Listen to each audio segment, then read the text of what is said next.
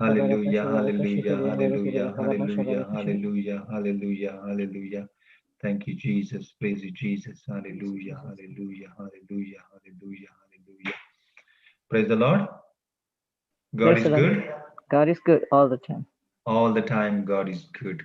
Susan, are you ready? Yes, yes. Yeah. Start with the prayer. Thank you. Praise the Lord. Thank you, Praise the Lord. Jesus. Thank you, Jesus.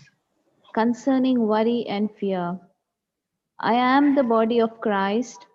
Satan, sickness, sin has no power over me and my family, for I overcome evil with good.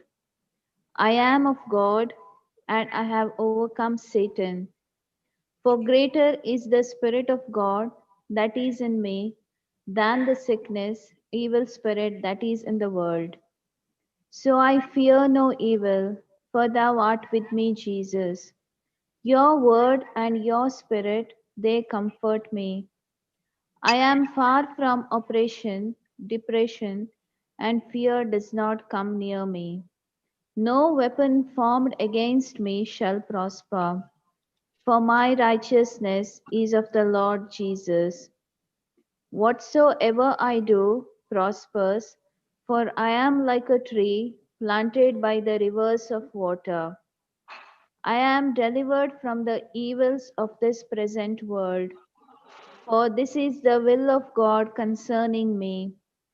No evil shall befall me, neither shall any plague or sickness come near my dwelling. For my God has given his angels charge over me, and they keep me in all my ways. And in my pathway there is God kind of life, and there is no destruction or death.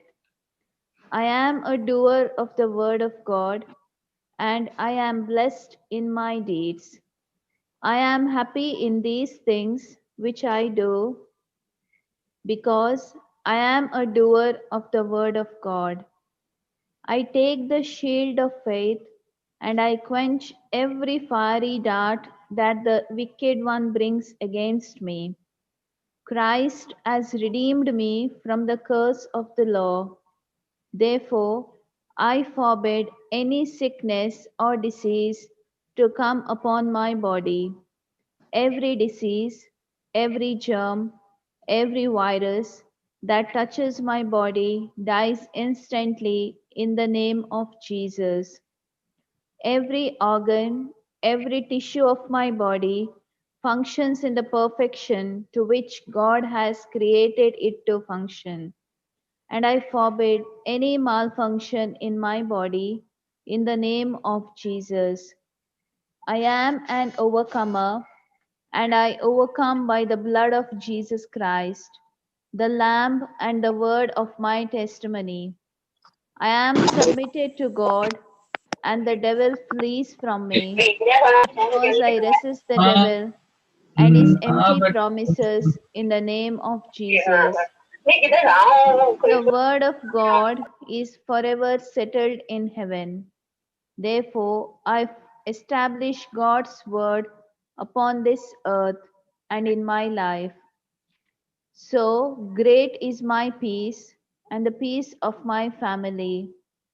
For we are taught of the Lord Jesus. We are anointed and protected. We are blessed. We are wealthy. We are healthy.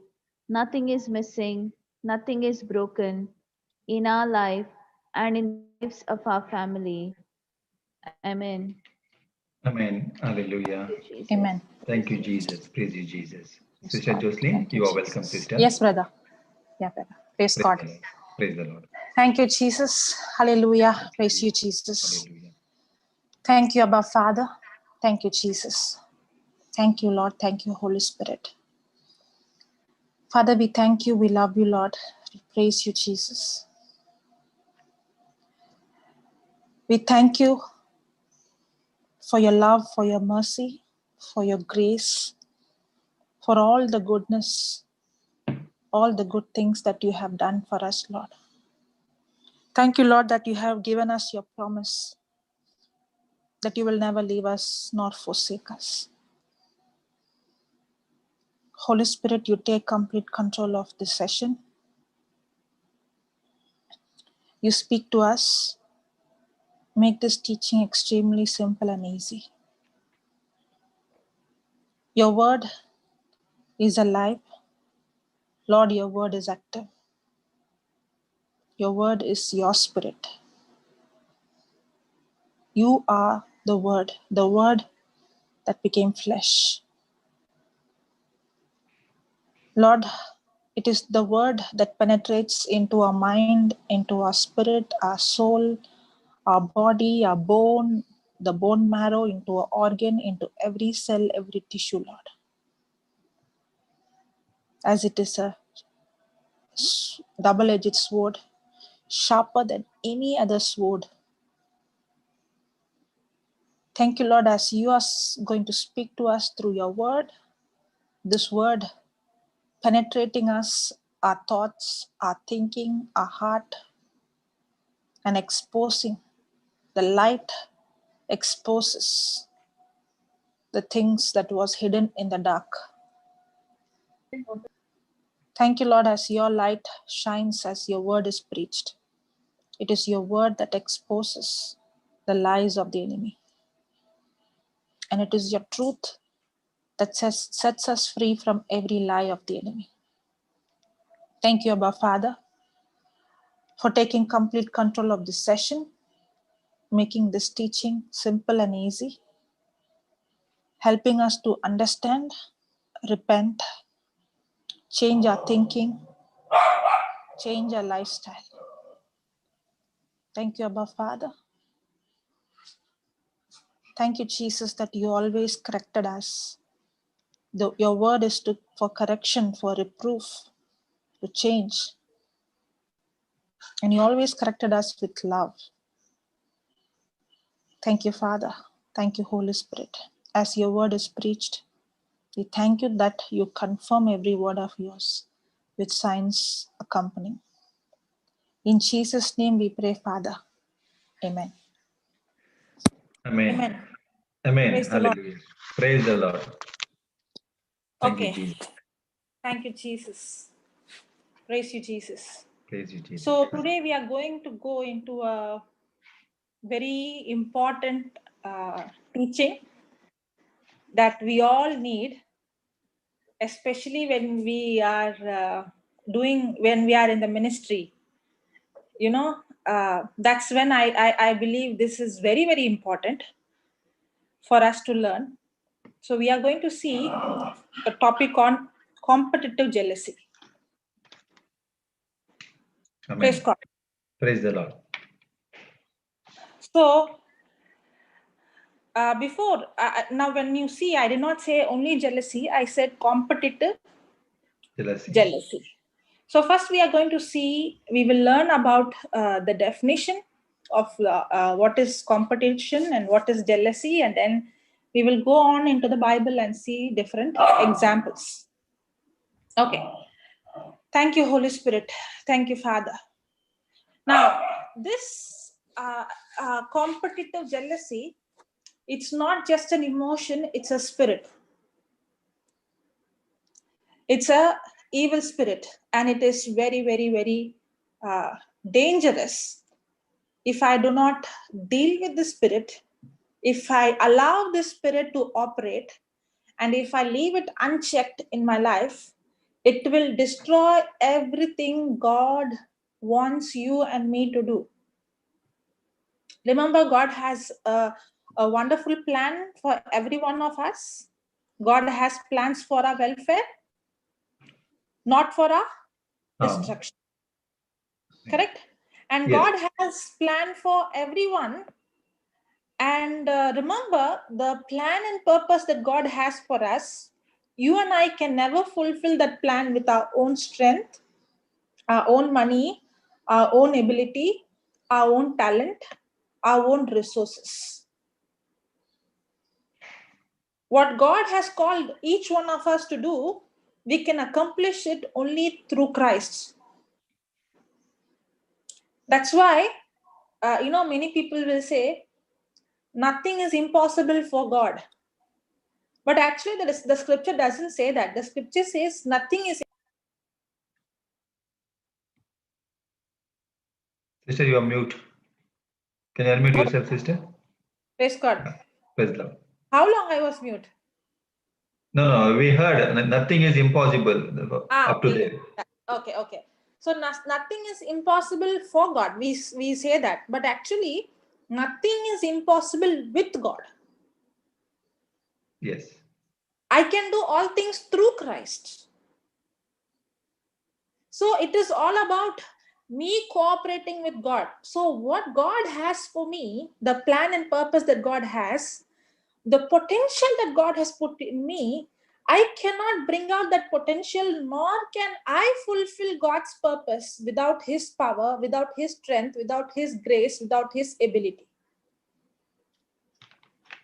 It is beyond my capacity. It is beyond the money, beyond the resource. For example, when God called Moses, was it the calling that God had on Moses' life? Was it possible to do for Moses to do those things that he did with his own? No. No.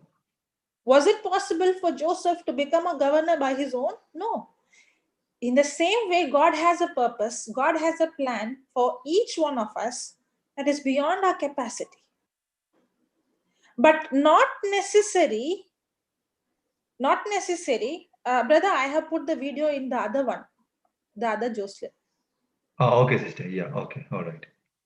Praise God. Praise the Lord. Okay. So not necessary, what was I saying? What was the last sentence? I didn't pay attention. Co-host, brother,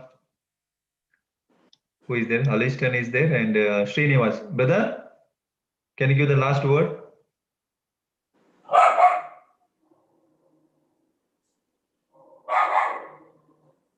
Praise God. Praise God.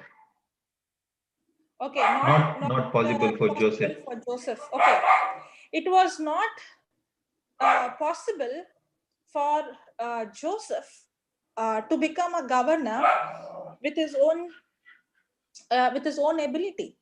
So none of us can fulfill God's purpose or bring out the potential with our own strength. But we are not supposed to compare us with somebody else. That's when the problem comes. See, my hand, if you see as a body of Christ, my hand is called to do something, my legs are called to do something, my eyes are called to do something. Now tell me, can my eyes say to my legs, I'm better than you? No. Can my hands tell to my legs, I'm better than you because you're down your legs? No. Just like how the hand is important, the leg is important. In the same way, I cannot compare somebody and say, okay, your ministry is teaching, my ministry is cooking. It doesn't mean the cooking ministry is something less than the teaching ministry. If you see, Stephen, he was in the cooking ministry. But even though he was in the cooking ministry, he was still preaching the gospel. He was sharing the love of Christ.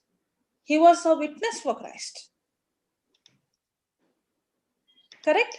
So Yes. God has calling for every one of us, that there is not, you cannot say somebody, there is no partiality in God's kingdom. And your calling and my calling is unique. Praise God. Thank Praise you, the Lord. Jesus. Thank you, So Jesus. the calling that every one of us have is unique. None of us have the same fingerprint. Do we? No. Even if they are going to be identical twins, they came from the same embryo, they came from the same mother's womb at the same time, same day, but yet you're not going to be the same. Your fingerprints is not going to be the same. Then you will not find any person like me in this planet Earth. There's so many people right from Adam was born and are going to be born. But you will not find a person like me. You will not find a person like you. You are unique. And the calling that you have in your life is unique. Yes. Praise God. Praise God. But what does this spirit of competitive jealousy will do is, it will destroy what God wants to do in you. It will stop a person from discovering God's potential in a person. This spirit of competitive jealousy is a deceptive spirit. It's very, very deceiving enemy that it will steal, and it will damage your soul, your relationship, and everything that God has for you if you leave it unchecked, if you leave it unnoticed. It is just like, drifting. I remember Papa giving an example. Drifting is, you don't even know, when you go on a boat or you are sailing on the sea or a river, not a sea, a river, there will be somewhere a fall. Correct? Yeah. But you might be focused somewhere else. You won't even know. You have come so close to the fall. When you have come close to the fall, the current is very heavy. Now you're trying to put pressure, but there is no way of escape. There is going to be surely a big fall. That's how the spirit of competitive jealousy, it sneaks in very subtly. It's very dangerous because it's a very, very subtle spirit. I might be thinking I'm perfect. I might be thinking I am very good, but I don't even know when this spirit has sneaked in. That's why the only way for us to understand is through the word, because the word of God is the mirror that shows us the unseen world. We always see the problem in the surface, but actually the problem is not in the surface. It is even more deep in the spiritual. So today the Holy Spirit is going to show us why is that we react and act in certain way. It's not just an outside behavior, but there is a spirit behind it, and that spirit is competitive jealousy. Now remember, we are not here to point somebody else or to tell that she is having or he is having, but we are here to examine our own life, to check our own self, to see the areas where this competitive jealousy has taken root. The word of God is, first of all, correction in my own life. Praise God. Praise the Lord. Many times when we come and listen to the word, we say, this is for my spouse, this is for my wife, this is for my husband, this is for my mother. But actually it is for me. Yes. We always think, this one, no, he should have heard this teaching. He should have heard. No, he or she don't force to hear. But when I hear and when I make the correction, the change in me is what going to change the other person. Amen. Yes. Amen. Praise God. Okay. Praise Now, God. first let us see the word competition. Okay. Now, what did we see? Competitive jealousy, the spirit of competitive jealousy. Now, first let's see the word competition. Competition, to compete. To compete means, you can write down. Compete means to seek,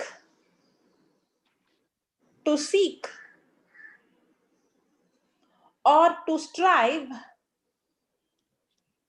to seek or to strive for the same things,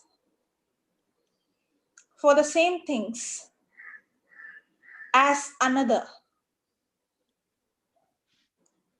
Compete means to seek or to strive for the same things as another. To carry on a contest. To carry on a contest.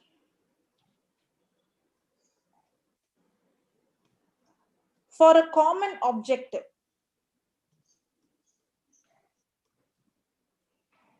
To carry on a contest for a common objective.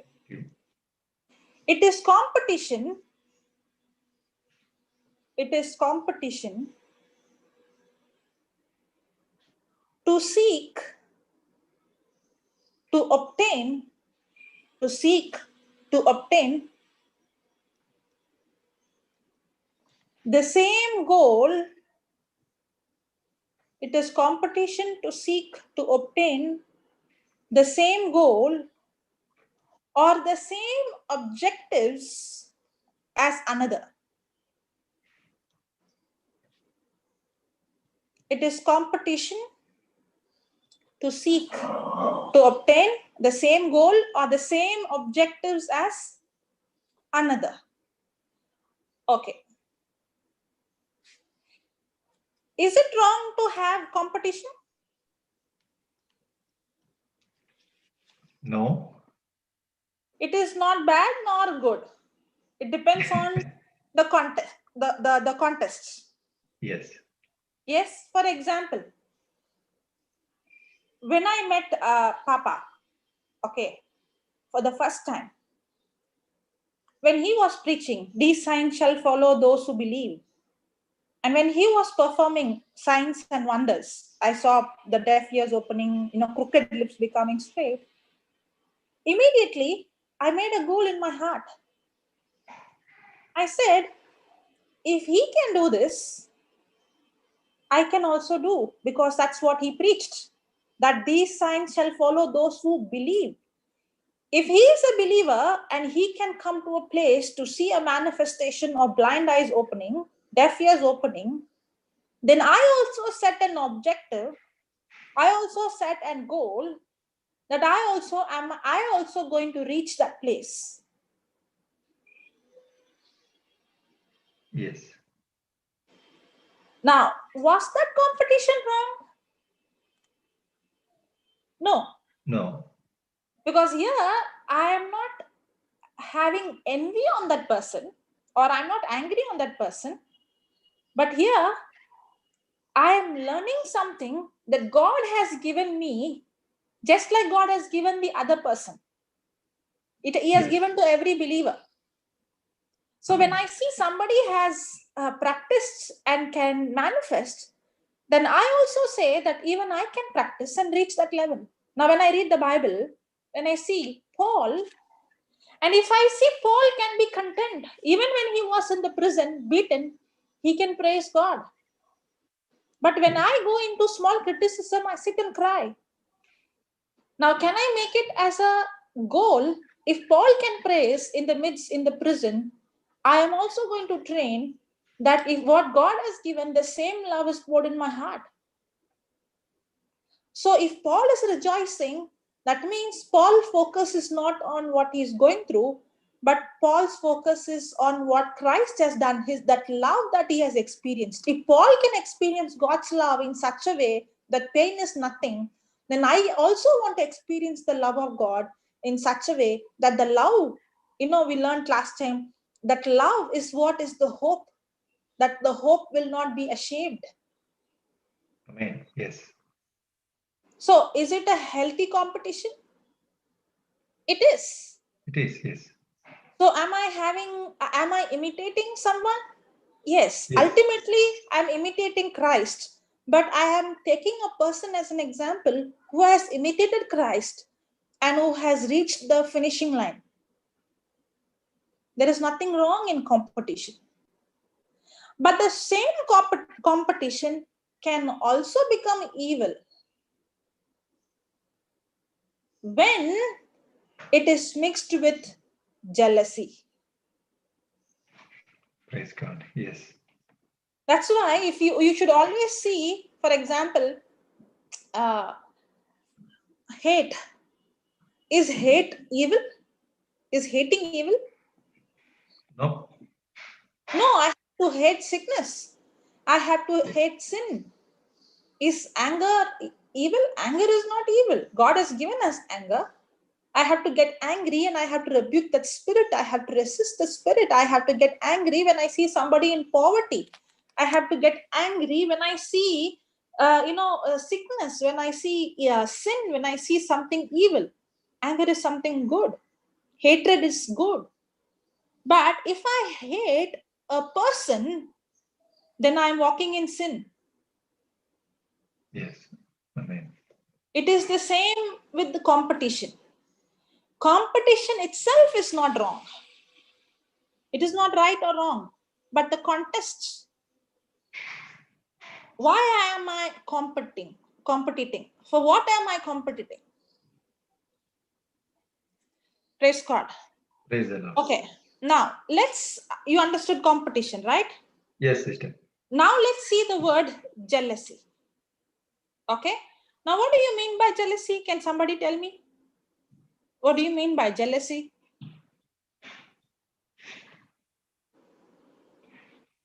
Anyone can unmute, co-host. This topic is going to really help us, every one of us, Yes. including me.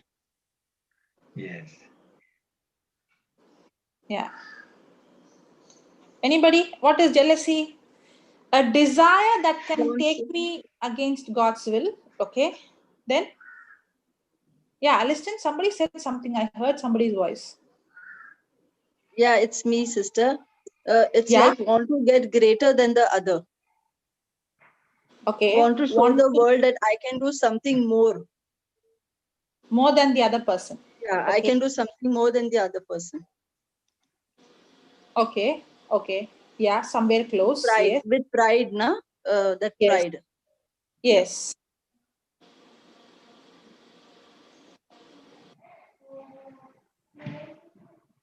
Somebody gave me the right definition. It is a sense of uneasiness or anxiety that stems from fear or preference being given to another. 100 out of 100. Praise God. Praise the Lord. Praise the Lord. Jealousy is feeling bad about someone else's position. Correct. Yes, that also is correct. Yes. Feeling bad about someone else's position. Correct. Anybody else? Okay, the sister gave us the right definition. Okay, you can write down. Jealousy is the sense of uneasiness or anxiety that stems from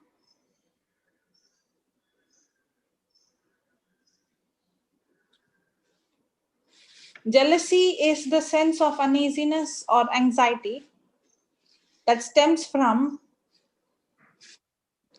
the fear of preference being given to another.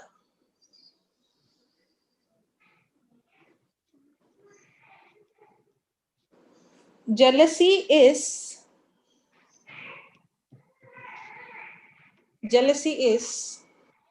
the sense of uneasiness or anxiety that stems from the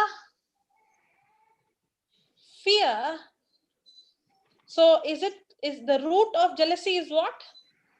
Fear. And what is the fear? That somebody else is given more preference. So jealousy is the sense of uneasiness or anxiety that stems from the fear of preference being given to another. Do we go through this? All the time. Praise God. For me, I have been right from my childhood. My sister was not like that. I was like that. If I used to get, if my neighbors' children, if somebody would come and be very close to my father or something, And if they call my father, father, I would say, he's not your father, he's your uncle. Don't call him. Don't call him dad. I used to be very, very possessive, very, very jealous. I don't ever, especially when it comes to my mother and my father. If my mother would carry any, I still remember, she carries any child or she, pampers or something, I'll go and ask her, you did not hug me, you did not kiss me, you did not pamper me. I can't tolerate when somebody else is given more preference than me. Yeah. Attention. Praise God. Than me. And I was always, I used to see when somebody would, parents would come and carry the child and hug or kiss, I would come home and say, her mother hugged her. I always used to say about that, I always wanted attention from my mother or my father more. Because of that, my reaction with my other friends or other people would be not good, violent. I even heard, I don't remember, I even heard that I have attacked physically, I have damaged other small kid. Praise God. My sister Praise is God. in the comment in my private comment, how much harm with pencil. I literally with the pencil I hit a child, it seems. I don't remember, that's what I heard. But as a child, we all had that jealousy in many areas. Maybe not as child, maybe it was not dominant or seen outside, but as we are grown and as we are matured, we look outside matured, we are still having the problem of jealousy, and it is very, very dangerous. And I would say the danger is this spirit is in the church. This spirit is in the ministry. This spirit is among we who preach, teach. And that is very, very dangerous, because the spirit is designed for us to move away from our track. It diverts us, our attention from Christ to something else. And ultimately, it is going to destroy the ministry. It's going to destroy our calling. It's going to destroy our relationship. I have seen with my own eyes, because it is now almost more than 12 years since I'm in the ministry. I have seen with my own eyes people who have started with the real, genuine love, that they have really got the touch of God, the love of God in the beginning. But then, as days and as years have gone, they have not even realized that the spirit of competitive jealousy has sneaked in. And today I could see that they are no more in the ministry. They are no more doing what God has called. In fact, that has destroyed families. It has destroyed, their future. And I could see that they are actually struggling. But if only they would have been vigilant in the beginning and realized I am deceived. It's a deception. It blinds you, that you don't even know that you are deceived. That's why I always say high class demons and low class demon. The reason why I say it is because a low class demon, I don't know whether really, Bible says there is a hierarchy in the demonic world. That I'm not denying, but there is no word like as such like high class or low class demon. But there is hierarchy in the demonic world. I'm not saying there is a big sin or a small sin, but the danger of this high class demons, the person himself is not aware he or she is wrong. That's where the danger is. The danger is because it's very subtle. The danger is because I don't even realize I'm wrong. See, when I'm into alcohol, I'm into drugs, I'm into stealing, into murder, I know I am wrong. I'm aware of my mistake. Yes? Yes. We know we are doing something wrong. But when I say high class demon, that's why I say high class demon. The problem is, I think I'm right. I don't even know that I am drifting. It's very, very subtle.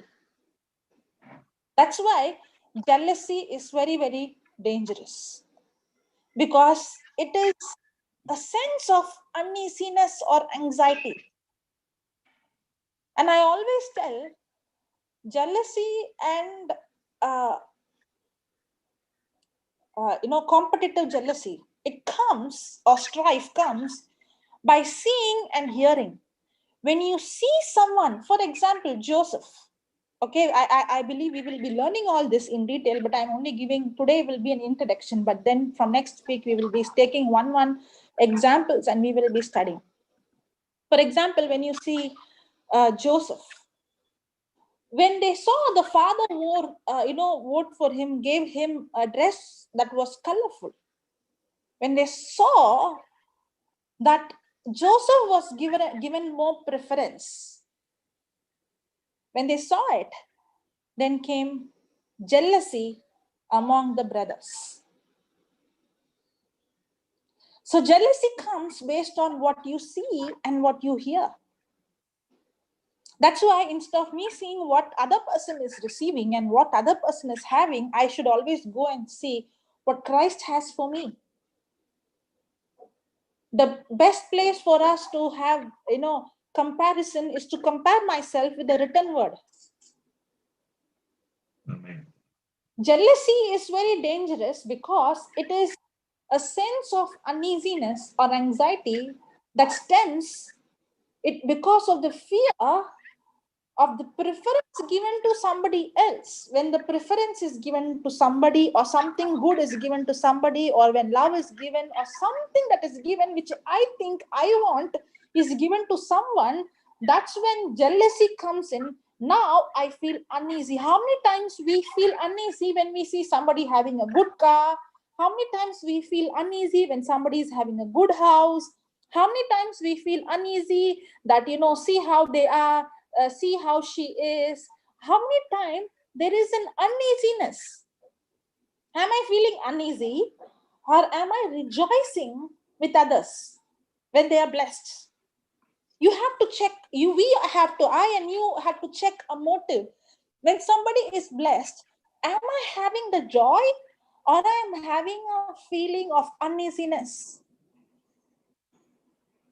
When I see my brother or sister in Christ or not in Christ, no matter who that person is, when I see that person is blessed, is it causing uneasiness in me, or is it bringing joy in me? Am I able to rejoice with someone, or it is causing uneasy? If it is causing uneasy, when you see somebody blessed or appreciated, for example, brother Lawrence is taking the class and he is calling somebody in the group, okay? Maybe he's calling, whom I can say, a sister Crystal, or Aliston, and he is appreciating every time. Or Papa Johnson is coming and he is appreciating somebody every time. Now, are you feeling joyful that this person is appreciated, or is it causing uneasiness? Joyful. Joyful? Yes. Now we know, no? Now we have it joyful. Praise God. Thank you, Jesus. It Especially, happened. It happened when we were in the school, when teacher comes and she appreciates only one student, and then we'll feel like, why always he, why not me? it happens now, brother. Now, Yes. I'll tell you, when I don't know whether I can take her name or not. Okay, let me not take. When so and so came, person X recently was coming, and Papa was appreciating because Papa saw this person as a new child and new baby who has a potential. This person was getting lot of comments, lot of criticism. They were not able to take it. Yeah. Because everybody started thinking, it brought a kind of, especially those who were elders. I tell you, in the ministry, Those who are grown, you're talking about school days, I'm talking now. Those who are grown, okay, when somebody new comes in as a baby and the baby is given attention, what happens to us who are grown? You'll be more happy, but we are not. That's what you are thinking, brother. That's how we have to be. But then comes inside that somebody else is given preference. Yes. Somebody is up unknowingly. You don't even realize that inside you feel some disturbance. Why? Because you want to be at that place in the limelight. You wanted to be, to be focused. You wanted to be in, how to say, you suddenly feel that somebody is going to take your position from you, Yes. your place from you. That's why that's why Papa always says giving a title, giving a badge, making you a leader is very dangerous. Now, this competitive jealousy was among the disciples. Yes. When the two brothers, when Yes. they came to Jesus, I want to sit at the right and at the left. Actually, the right and the left. See, that's why the motive is sitting at the right and left is not wrong. But why you want to sit at the right and why you want to sit at the left? Because you want the position, because you want power, because you want influence.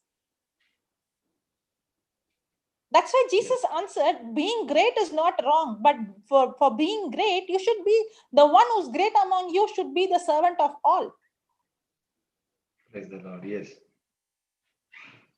Jesus said being great is not wrong, but do you know what does it mean to be great? It is to be servant. If God is great, then he revealed himself as a servant, not as a someone who came to be served, but to serve. Hallelujah. Yes. Amen. That's why now where did this competition came? Not among the common people. The competition came among the disciples. Who is going to be the leader?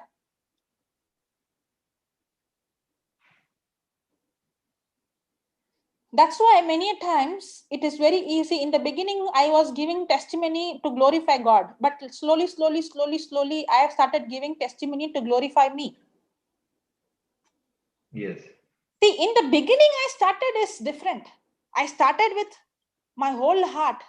I started because of the love of God, that the love and the passion. But slowly, the spirit of competitive jealousy sneaked inside, that my focus has started to drift. Now it is about how much I achieve. Yes. It is a thin line. I can do something to glorify God. I can do the same thing to glorify me. It won't take much time to change the focus from God to me, To self. Yeah. to self. That's why the Bible says, even if you give your whole body and you burn everything, you give everything to the poor and you burn your whole body, but if there is no love, it profits nothing. Nothing. Amen. Yes. Hallelujah. My action can be right, but not necessarily my motive. My action can go wrong, but still I can win in God's eyes. Yes. In the kingdom of God, the action and the performance is not what God sees. In the kingdom of God, God is looking at your heart condition. Amen. Yes. In this world, it is about my achievement. In God's kingdom, it is about my attitude. Maybe my heart is right, and I'm not trying to compete to put myself up. Because I'm not trying to compete, I'm maybe giving way to others to go before me. I'm allowing others to go top. I'm allowing others to grow beyond me. It might look like I'm not projected. I'm not put, in the front. But actually, in the kingdom of God, In this world, you know why I'm talking this is because this is in the world practice. And we in the church, when I say church, I'm not talking about denomination, I'm talking about the body of Christ. We in the church also practicing the same. The world is teaching us about marketing. Marketing me, marketing my brand, marketing my ministry name. And we are also bringing the same marketing here, and I'm marketing to show myself best, my ministry best. But actually, the marketing is not for me nor my ministry, the marketing is for Christ. Amen. But how much time it will take for me to drift from marketing God to marketing me? Very little. Very, very little. That's why I say it is very subtle. From outside, it might look like I'm doing it for God. People will not know whether you're doing it with a good heart or you're doing it with a selfish motive.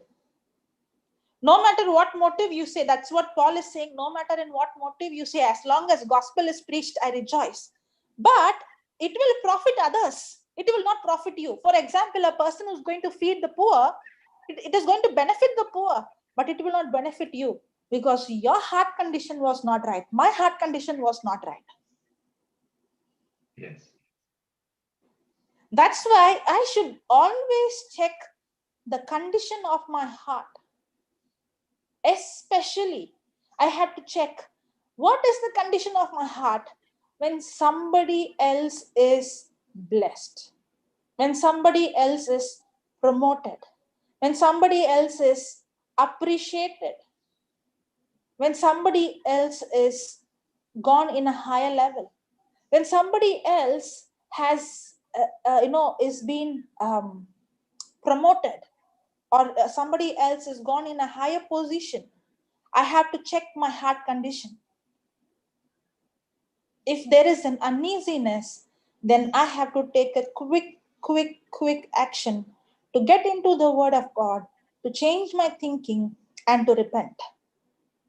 Praise God. I believe very soon we are going to have this confession of overcoming the spirit of competitive jealousy, which will help us to speak to us and rebuke the spirit and not allow the spirit to take.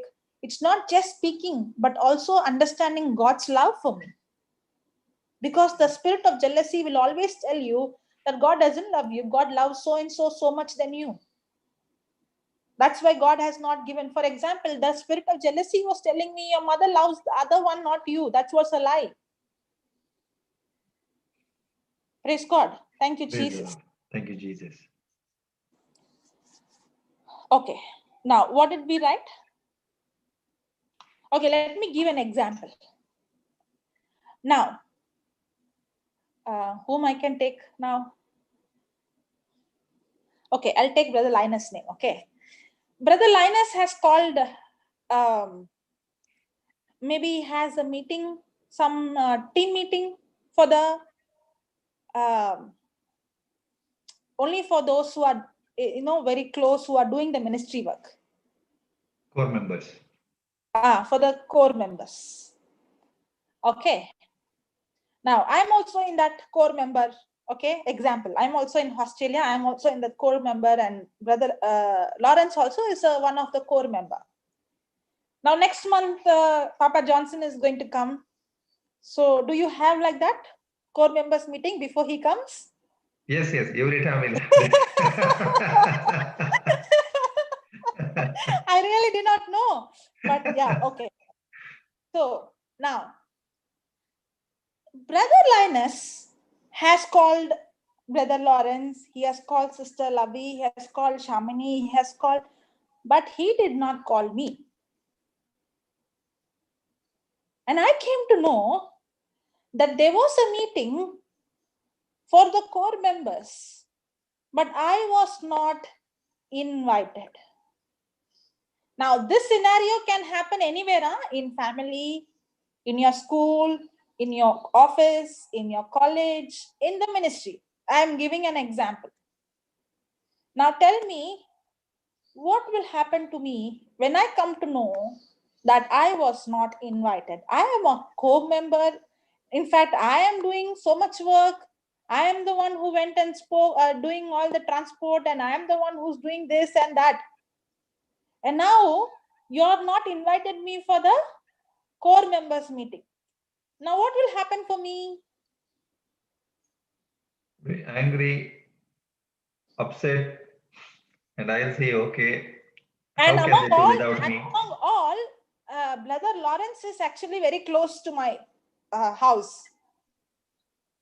Okay.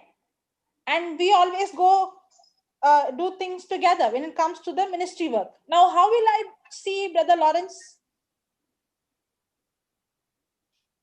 Yeah. Will there be an uneasiness in me?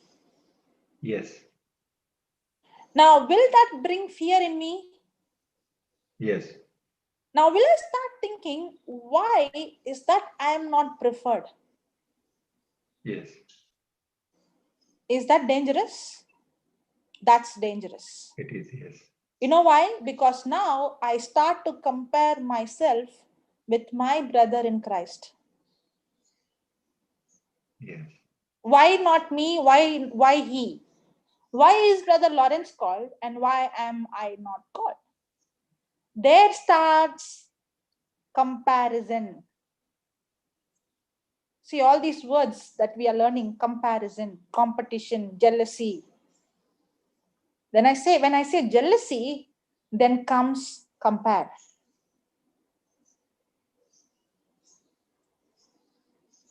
Now I become uneasy. Yes. And now I will try to also find out. And now I start compare, and now I start feeling that somebody else is given more preference than me. There begins the rivalry. There begins the competition.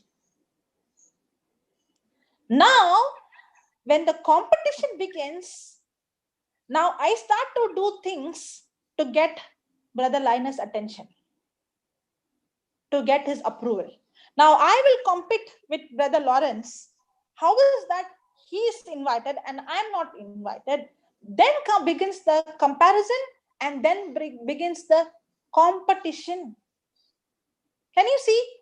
When there is jealousy, there is comparison, and there is competition.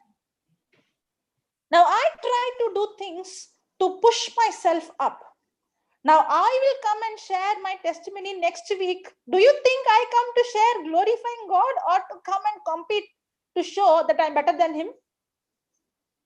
Compete. That I did this, I did that.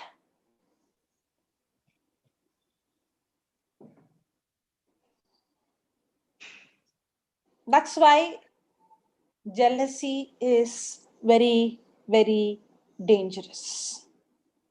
Hallelujah. Yes. As I said, competitive jealousy is more than an emotion. It is a spirit. Write down that. Competitive jealousy is more than an emotion.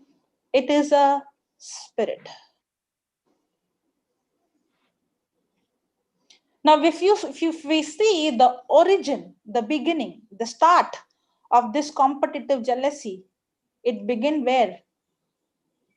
In the beginning. It's in started in heaven. Heaven. Exactly. Lucifer. That is what triggered Satan. That is what cast him out from the presence of God.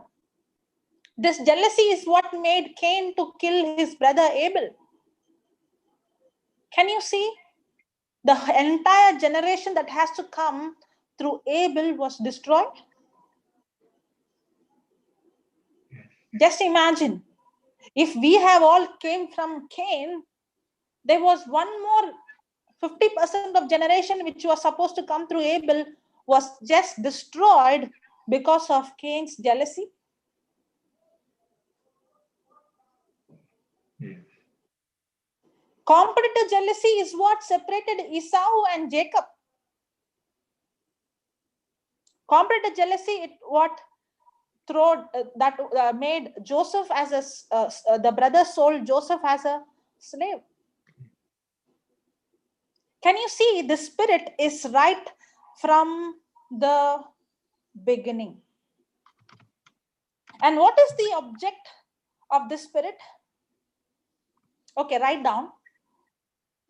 The object of this very subtle spirit, the objective of this very subtle spirit is to deceive you. It is the objective of this very subtle spirit is to deceive you and to keep you from reaching your full potential in God.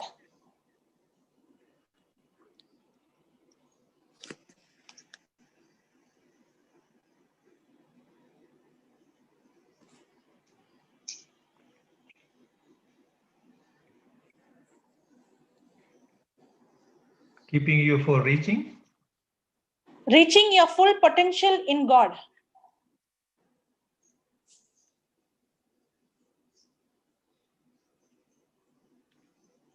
The objective of the very subtle spirit is to deceive you and to keep you from reaching your full potential in God.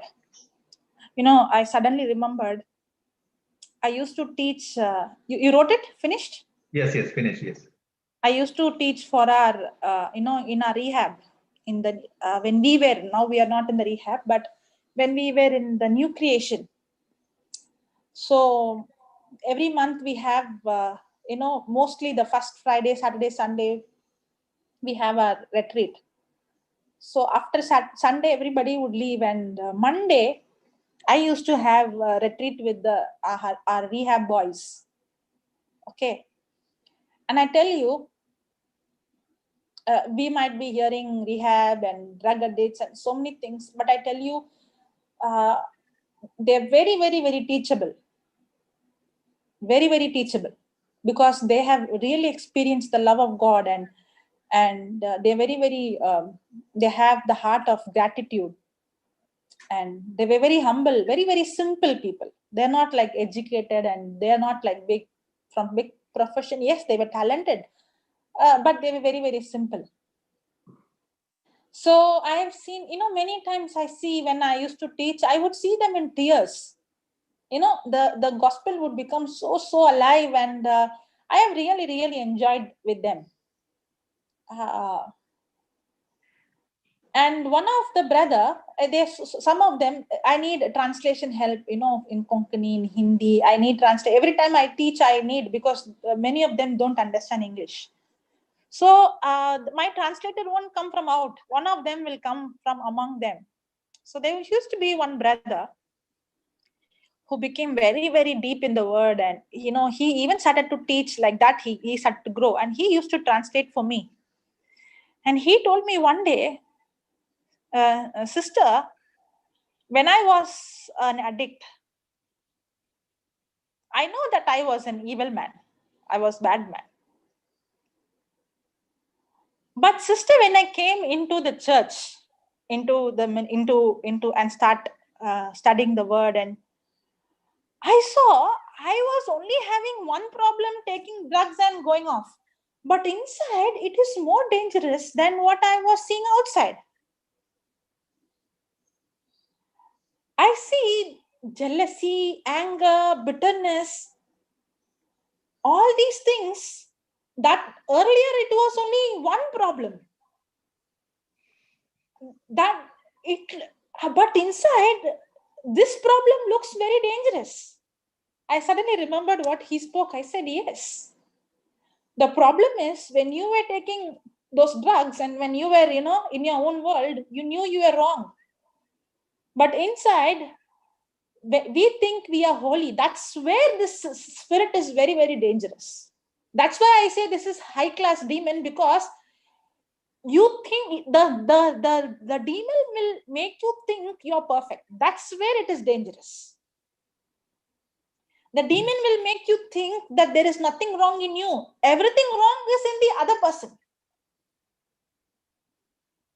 Because the spirit itself is going to put the other person and compare you and tell you're better than him. Yes. When you are better, why is she given the preference? Why is he given the preference? That's why this spirit is very, very, very deceiving spirit. The objective of that's why what we wrote is the objective of this very subtle spirit. I always think, earlier I don't know how to pronounce this word subtle. Okay, because SUB comes, I used to pronounce subtle, but then I learned it is not subtle, but it is subtle. The pronunciation and the meaning is almost same. It's very subtle. Subtle means you don't even know. For example, when the devil came and spoke to Adam and Eve, he was very subtle. It looked like snake, but actually it was not a snake. It was a spirit that was behind this snake. Amen. Yes. Many times we fight with people. Actually, it is not the people. It is the spirit behind the person. Yes. It's a very, very subtle spirit that deceives. It deceives you and me in such a way that it will keep you from reaching your full potential in God. Remember, you might think you are smart. That's what the spirit of jealousy will do. It will bring you a thinking, I'm smart, but actually, it's, for example, Cain thought it is smartness to kill Abel.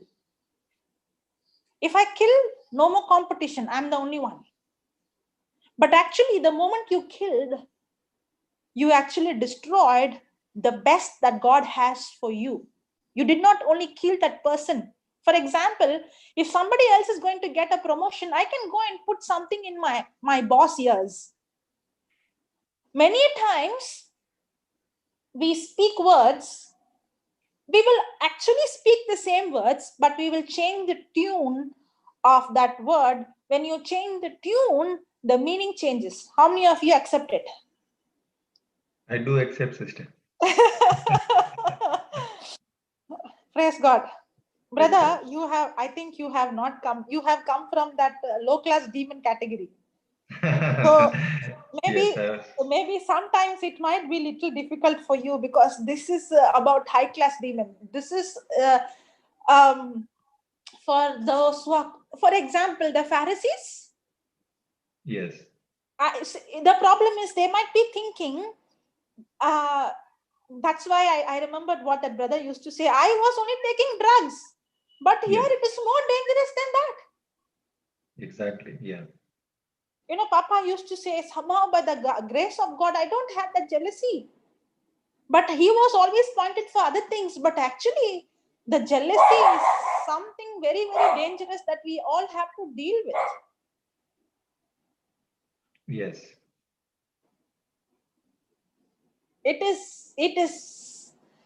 will be, now what happens is when a person has this spirit, that person always thinks that I'm perfect, I'm right. That's why when you see the Pharisees, the scribes, they were very, very jealous. Jealous of whom?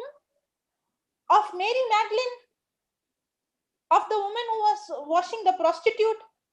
They were getting jealous of them. Why?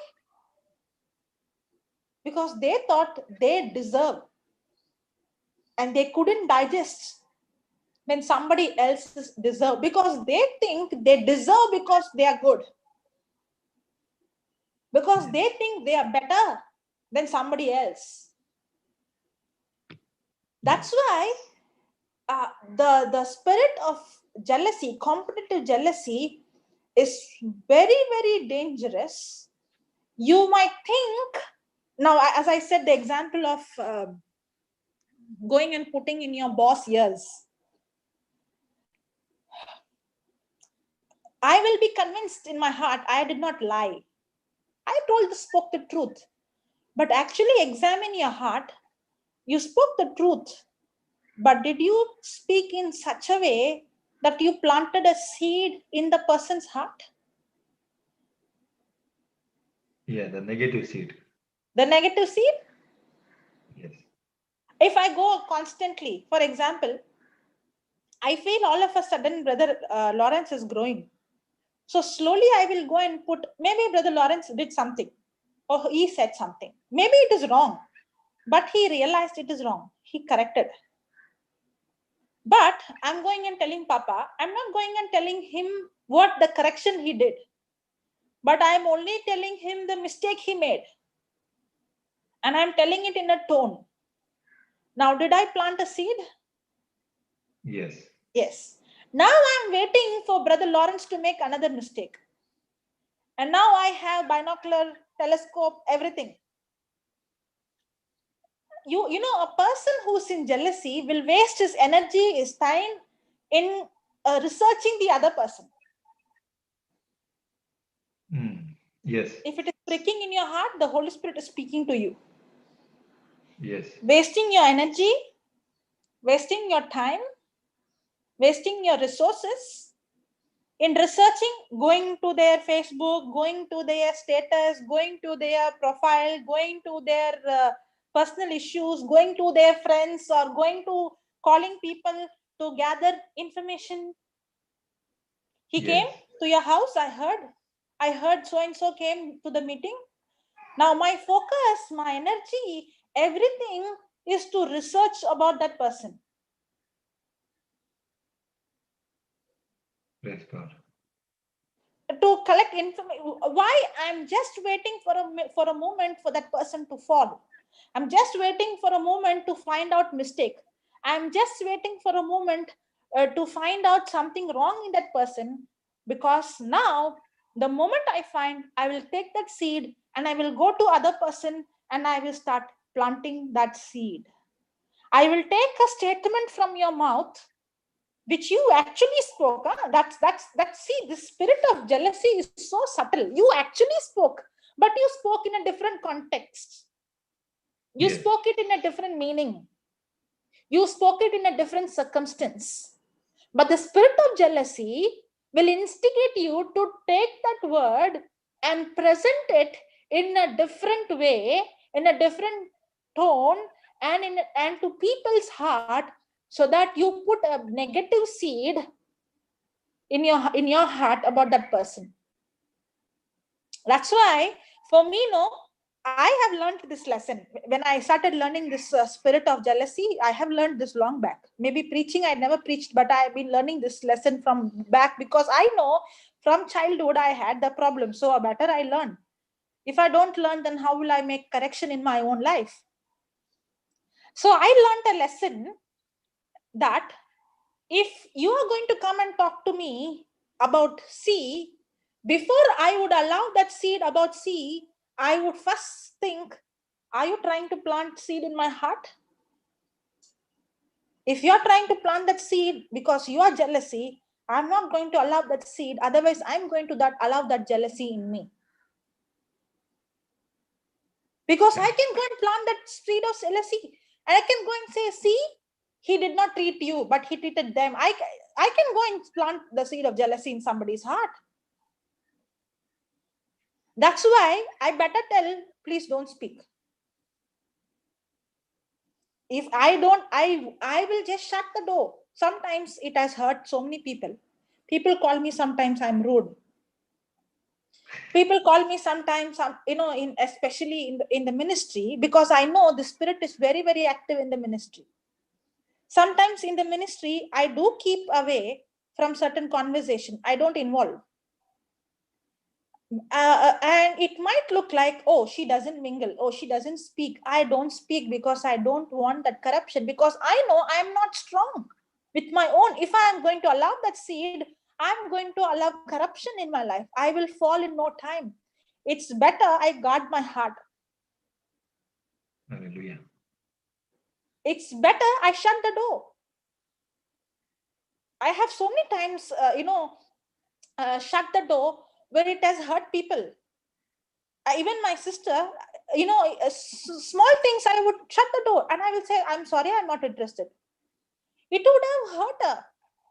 But I believe today that has helped even her. At that time, it might be hurting her. At that moment, it would have been painful for her. But today, I see that it has helped her. It has helped me. It has helped my relationship with her, with my own sister. Praise God. Yes. So don't ever, especially if somebody is going to come and speak about somebody else, it's none of your business to listen to that story. Please put a full stop there and tell, sorry, I'm not interested. Amen. Hallelujah. I'm going to try this, sister. What, brother? I'm going to try this. Yes, because the name will come that you're arrogant. Now, are you going to be a man pleaser that you don't want to get an arrogant name? I better get the name from you, arrogant, but I will be a God pleaser. Praise God. Yes. I want to keep myself, I don't want to allow this seed, because I will not know if I allow that seed when I will be drifted. Amen. Praise God. Thank you, Praise Jesus. God. Thank you, Because Jesus. if that person is coming and talking to you, it might look like every time the spirit of jealousy will present, I'm so good, you see? Because I'm putting somebody down and I'm talking to you. When the moment I put somebody down and I'm talking to you, it shows that I'm not there in the right motive. Now, okay. Now I should also bring the other side. Okay, I have to bring both the sides. So I should have a balance.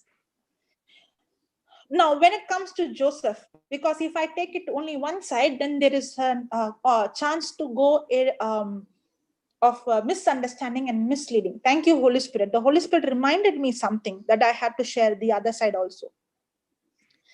The other side is Joseph. Example is Joseph. Or, suddenly the Holy Spirit reminded me, what about Joseph going to his father and telling about his brothers? Now, in this case, did Joseph go and tell his father what his brothers did? No, he didn't. No, he said. Oh, is it? That, Okay. yes. Now, if you read before Genesis 39, if you read 37, 38 chapter, you will know that Joseph would go and report to his father the things that his brothers did. Okay. Now, why did he go and report? Was he jealous? He's not. Then why did he report?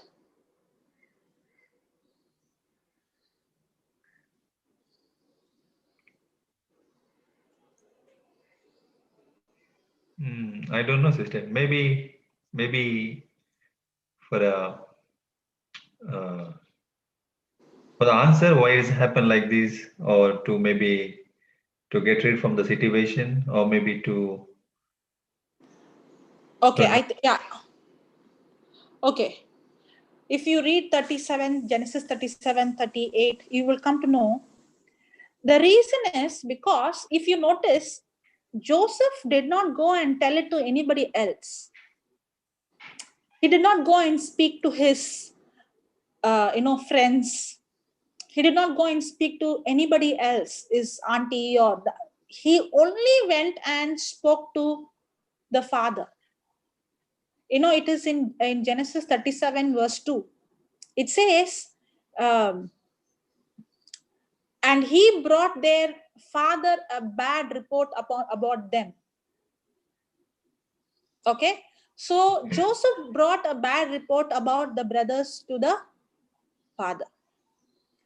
The reason is because if the father doesn't know, then nobody can correct Joseph. Nobody can correct his brothers.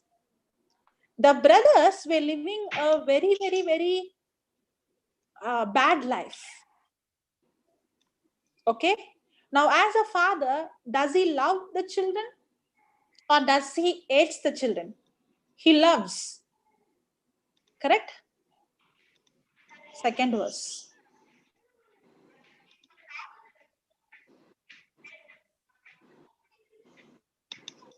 These are the generation. Yeah. You removed it. Sister, wait a minute, sister. When I shared my YouTube, is started. Oh, okay.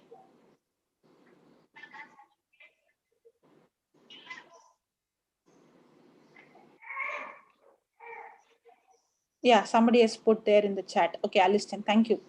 These are the generations of Jacob. Joseph, being 17 years old, was feeding the flock with his brethren, and lad was with the sons of Bilhah and with the sons of Jilpha, his father's wife. And Joseph brought unto his father their evil report. Is it there?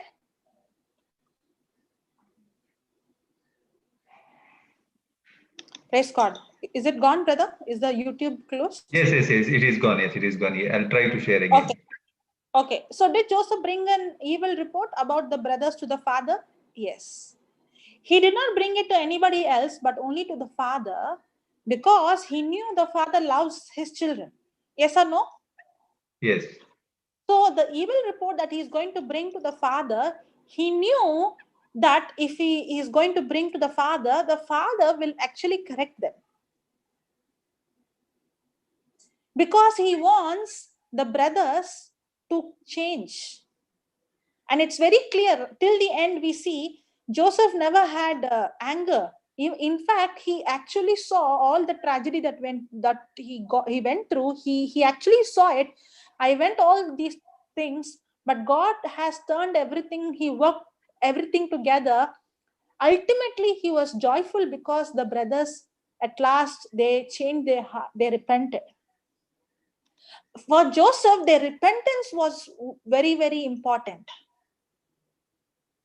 It is very, very clear when you read the whole life of Joseph. In the end, he cried. In fact, even when Joseph's father, Jacob, died, the brothers were in fear. But Joseph said, don't fear. God has worked it all for our good. Actually, Joseph wanted his brothers to repent. He loved his brothers, that he wanted his brothers to turn from evil life. Correct? Yes. Joseph never had jealousy because Joseph knew what God had for Joseph. So the reason why he brought an evil report about the brothers to the father is not out of jealousy. That's why it's not the action. Now, I can go and speak certain things that is going wrong. Maybe I can go and speak. For example, I told you I can go and tell to Papa about Brother Lawrence. Okay, I can take what he spoke and I can plant a negative seed in Papa's heart about Brother Lawrence. Or in other side, I see that, for example, not true example, I see that Brother Lawrence, because of his immaturity, okay, not true again, I'm giving an example, maybe he is giving visions, or he is giving dreams, or he is telling those who is coming, those who are coming, he is not giving them the scripture, not giving them the teaching, but telling them, I saw a dream. Now, is it right for me to keep my mouth shut? No. I have to go and tell Papa, if this meeting is going to continue, it is going to destroy many people. Now, am I going to do it out of jealousy or I'm doing it out of love? Out of love. Now, when Brother Lawrence come to know, he might get hurt because I went and informed. But my motive is not to put him down, but my motive is to cease evil. Yes. But in another way, it becomes jealous when I see actually he's bringing impact, he's bringing souls, and all of a sudden I feel uneasy because he's growing faster. Because people are appreciating him, are praising him. Now I go and put a seed. The seed is actually, is it for a good reason or the seed is because I am jealous? Because you are jealous. So that's why when I only said one part, the Holy Spirit said, no, there is another part. It's not that I don't speak at all. There is time I have to speak what is happening. There is time I have to come and bring certain things in the open, but not to everyone. Only to the person who can correct, only the person who can rectify, only the person who can handle with love, only a person who can handle according to the word of God. Hallelujah. If I'm telling everyone, that means I actually want to spoil the person's name. Praise God. Thank you, Jesus. Is it becoming clear now? Yes, sister. Yes, it's becoming clear. Okay. Yes. So, what is jealousy? Jealousy is uneasiness. Yes, it's an uneasiness, especially when I see somebody else is given more preference. Yes. So, the objective of this very subtle spirit is to deceive you and to keep you from reaching your full potential. Okay, you can write down, when you allow the spirit of competitive jealousy,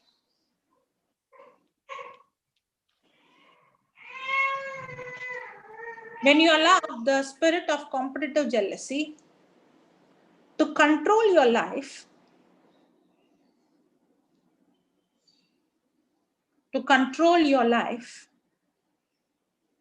it will stop you from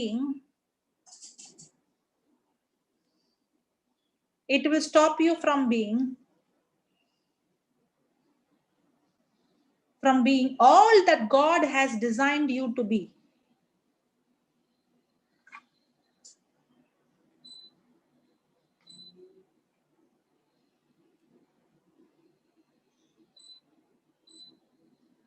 When you allow the spirit of competitive jealousy to control your life, it will stop you from being all that God has designed you to be. All that God has designed you to be.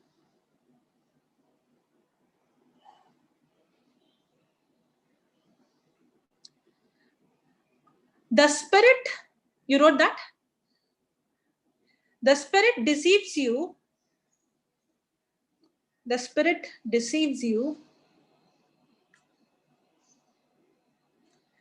And that deception blinds you. And that deception blinds you. Blinds you from seeing what God has prepared. The spirit deceives you, and that deception blinds you from seeing what God has prepared you to be.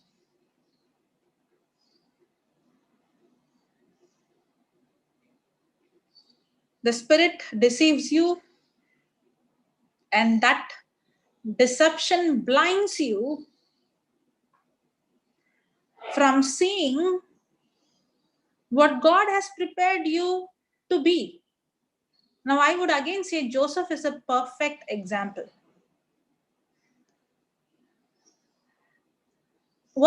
Joseph was able to see what God prepared for him? Yes. That's why he did not allow jealousy. Did he say, my brothers are so well in the father's house, I'm in here as a slave? No. My brothers are there in the, they are having good food, but I'm in the prison? No. He never compared his position. Many times we compare our position and say, if I would have had the money that she had, do we compare? If I would have had the education that she had, do we compare? Yes. If I would have had the knowledge that he or she has, yes. See now, I can see competition. I can see somebody having the knowledge, okay, and I compete to get that knowledge. Not wrong, but I see someone having that knowledge and feeling uneasy that she has a better understanding or he has good knowledge. And the moment the uneasiness comes because somebody has, that's dangerous. Praise God. Yes. What happens is you will not able to see what God has for you. You will not able to see that best that God has prepared for you. God has the best prepared for Joseph. If he would have been only comparing his brothers, he would have died in the prison only, or being a slave only. He would have never ever reached his full potential. Did he see, did Joseph see, oh, these people are rich, I'm only a slave, I'm not like her, I don't have opportunity like him, I am only, after all, a slave. He is a captain. How many times we think, the devil actually put this in my mind many a times, especially in the beginning of the ministry. After all, you are a girl. After all, you come from this culture. After all, you come from this, this family. After all, you don't have money. You don't have exposure. You don't have that. And especially when I see other girls or other children coming in the ministry where they have the support from the family, when they have support financially, when they have support culturally, and when I did not have the support, the devil actually put in my heart that you won't be able to achieve what God had for you. And I had to break it and come out and say, and I had to focus on the word, Lord, if you have this calling, then it is you who's going to fulfill. I am not going to chase the dream. I'm going to chase you. Hallelujah. And when I started to, come out from my limitation, and when I started to see, I believed, that scripture, nothing can separate me from the love of God. Amen. Nothing can separate me. If God has something for me, I came to a place, if God has a purpose, can a family stop it? Can culture stop it? Can whatever that is, can stop it? No. If God has a purpose, then it is he who is going to fulfill. My job is to be faithful. My job is to only obey. My job is only to keep the word. It's not my job to fulfill the dream. Hallelujah. Yes. It is he who is going to fulfill.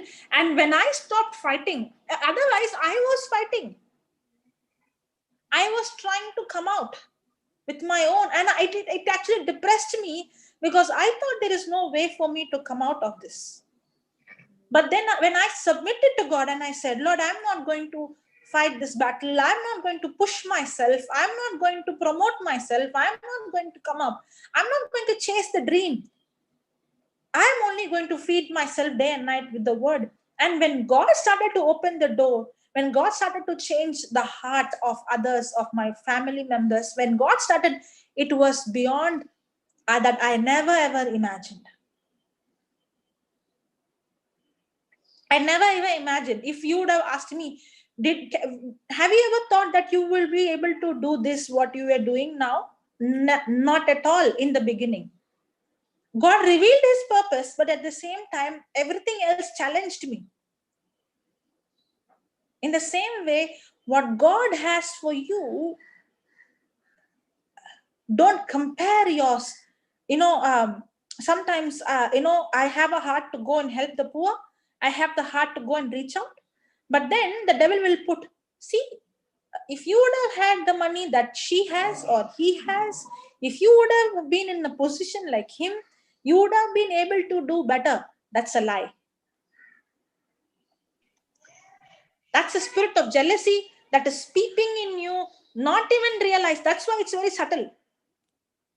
If you're going to allow that voice, then that spirit will take control of your life, and all the time you will be comparing. That you will be keep saying, I don't have, what will I do? I am like this, what will I do? I'm not like this, what will I do? I have a husband like this, what will I do? I have a wife like this, what will I do? I don't have freedom. And you always keep complaining and grumbling, and you will actually lose at what God has designed for you. Yes. That's why you wrote that will blind you. The spirit deceives us. It blinds us from seeing what God has prepared for us.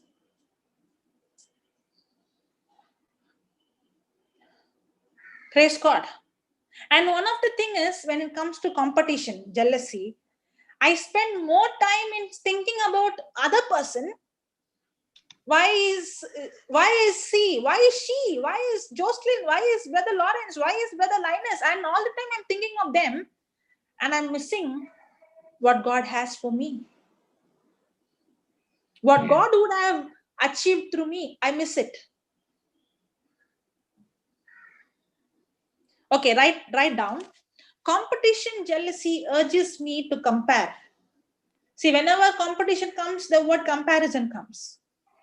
Correct? Yeah. Whenever jealousy comes, comparison comes. Competitive jealousy comes, comparison comes. Okay. Competitive jealousy urges me to compare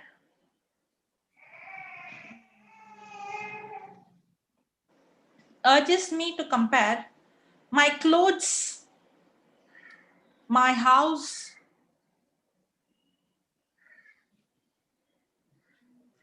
my financial position. Competitive jealousy urges me to compare my clothes, my house, my financial position, or my ministry with others. With others.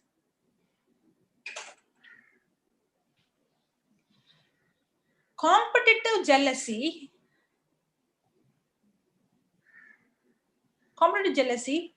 drives me to compare myself to someone else.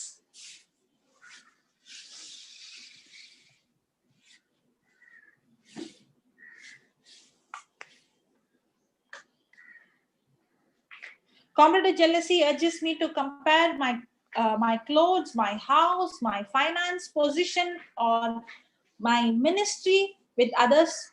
Competitive jealousy drives me to compare with someone else. It always provokes me.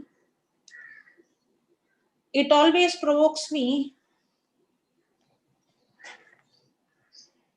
It always provokes me for favor, for position, for favor, for power, for position, for power,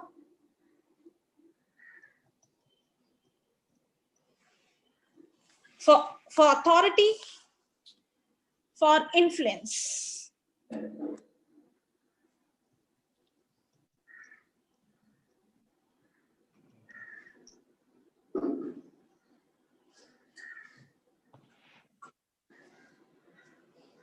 Praise God. It always provokes me to compete for what? Favor, for position, for power, for authority, for influence. Now, I can do something to bless somebody, to help somebody, or to help somebody to grow. I can do the same thing for my own favor, for my position, for my power, for my authority, for my influence. See, the action can be the same. For example, I can feed the poor. I can actually feed the poor out of love, because I can't see them suffering in hunger. I'm giving them lunch, I'm giving them food, plus I'm giving them the gospel. The same action I can do because I want favor from someone. If I do this, then the government will give me this. If I do this, I can get place in politics. If I do this, I will get a good name in the ministry. If I do this, I will get position. I will get power. Not only feeding the poor, it can be anything. That's why I always should examine the motive behind my action. I should always examine the motive behind my action. Why am I doing this? Am I doing it out of love? Or actually I'm doing it because there is a hidden agenda. I'm doing it for favor. I'm doing it for a position. I'm doing it for power. I'm doing it for authority. I'm doing it for influence. Now, what is influence? I'm doing it so that I get a name among them. I'm doing it, I get an influence, you know. Oh, they will say, oh, this girl, Jocelyn, I know her. I'm doing it because I want to get an influence. I want to get a name from my boss. That's why God is not looking at me, what I do in the public. God is looking at me, what I do in the secret place. Hallelujah. God is not looking at me how I behave when everybody is there. He is not looking. That's why the Bible talks about closing the door and praying. The meaning of that is God is telling what is the motive behind your prayer. In the beginning, my motive was to worship God. Later on, my motive is everybody is looking at me. How much time it will take to change from here to there? Thin line. I can prostrate, I can kneel down, I can raise my hand out of my heart, forgetting anything and everybody around me.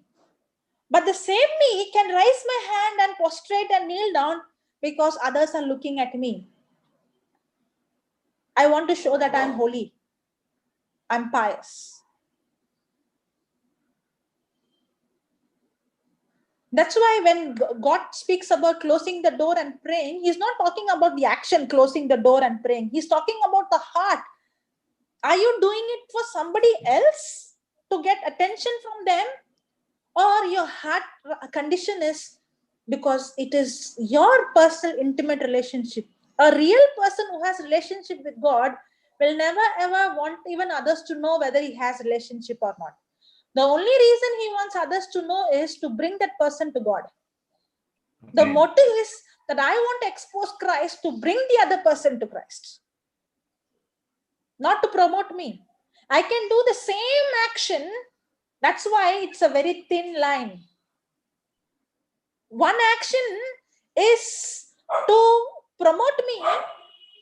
The same action done by the other person to promote Christ. The action is same, but the motive is different. And nobody outside will know. You and I should actually examine our heart. In the beginning, again I say, we all started with a genuine heart. But in the line, somewhere, we all started to drift, not even knowing that the spirit of jealousy had crept inside.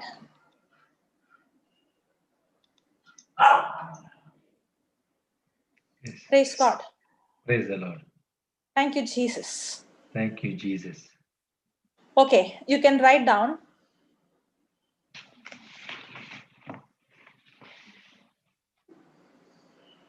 The spirit of competitive jealousy, the spirit of competitive jealousy will compel me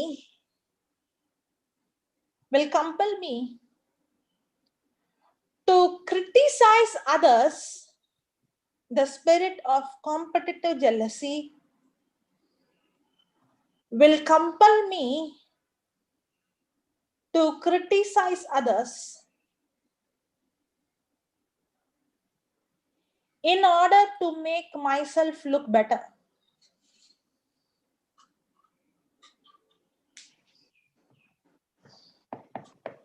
The spirit of competitive jealousy will compel me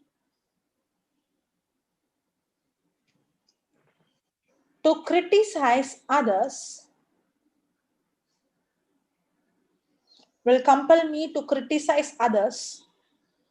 in order to make myself look better.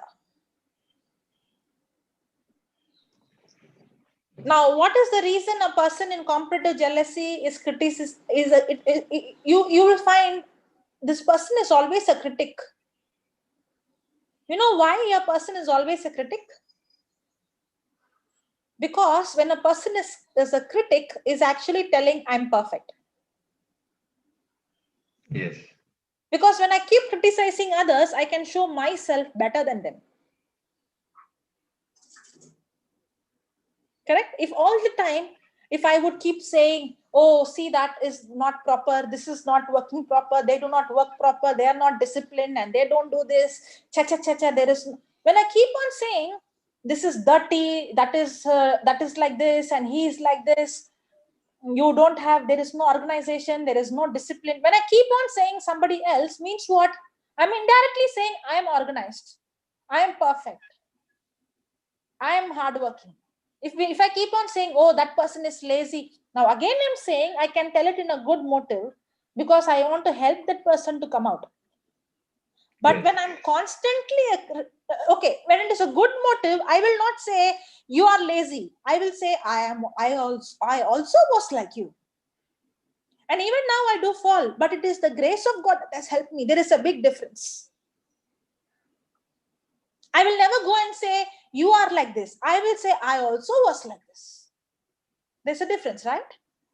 But when I am always a critic, and I keep always pointing finger and I keep on saying, this is wrong, this is not, this is mistake, this is not right, this is not good, he is not right, he is not good.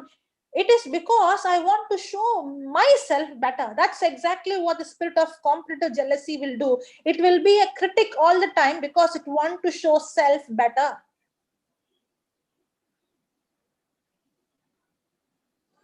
Yes. Praise God. Praise God. Thank you, Jesus. Hallelujah. Hallelujah. So, are we a critic person, always criticizing? Praise the Lord. Used to, in many circumstances. So we have to, before we criticize others, we have to think, Lord, first of all, I'm not perfect. Today, Yes.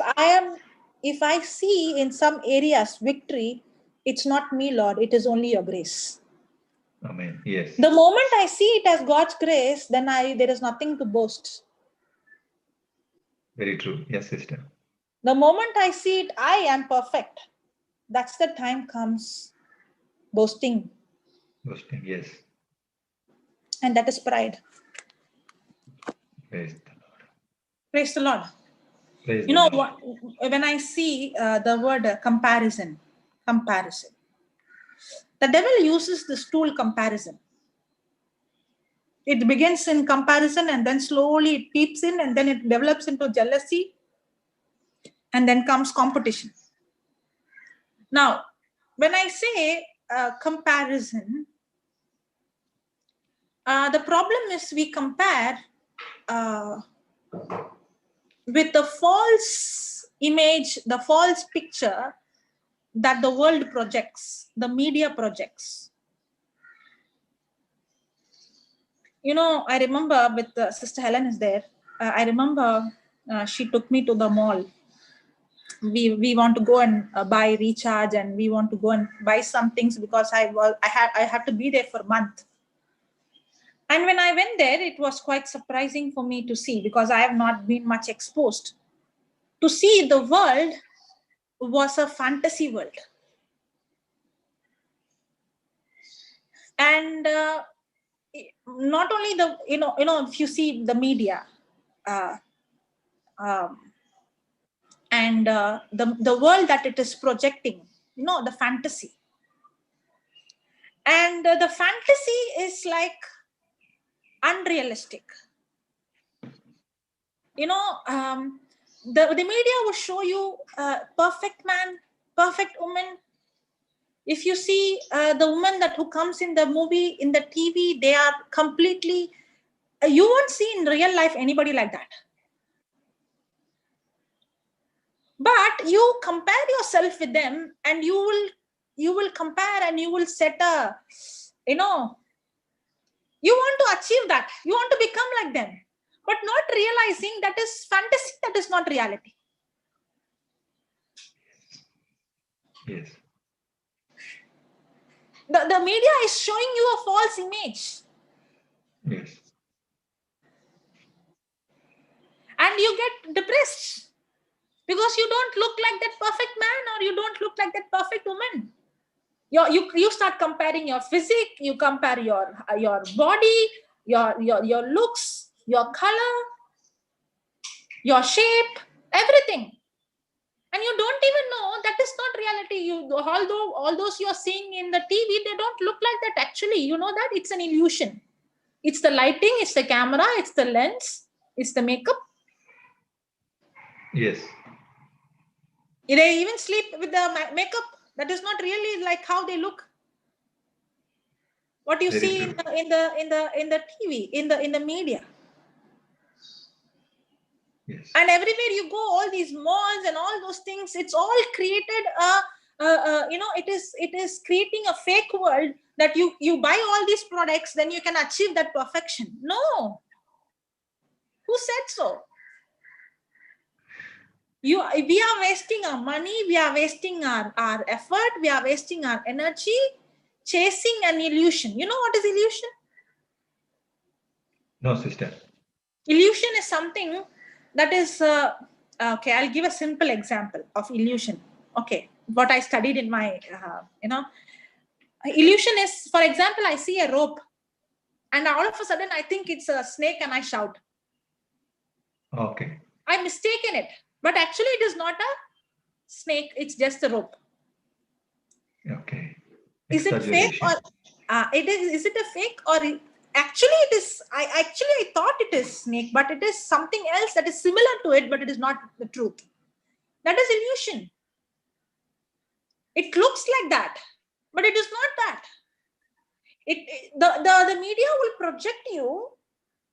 The world, the fantasy world projects you something as reality, which is not reality. It is an illusion, and we are spending so much of time, so much of energy, so much of effort chasing an illusion. And we are trying to raise our standard.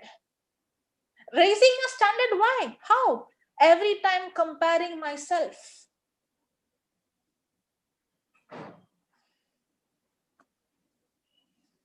Deception. We are deceived. We are deceived with something that is fake. We are deceived with something that is an illusion. We are deceived with something that is not reality. You know what is the reality? You know what will show you the truth? The written word of God is the mirror. That is the reality. That is the truth that will show you who you are really in your spirit. Amen. Hallelujah. It will show you who you are. You are just like Christ. Don't have false image. Don't run behind false illusion.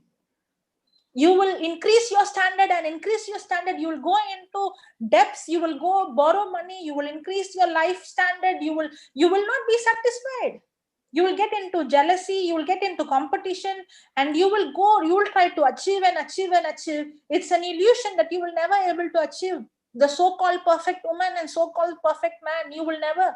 But if you want to really know who you are, the physical mirror will not show you, but the real mirror called the Word of God will show us who we are in Christ.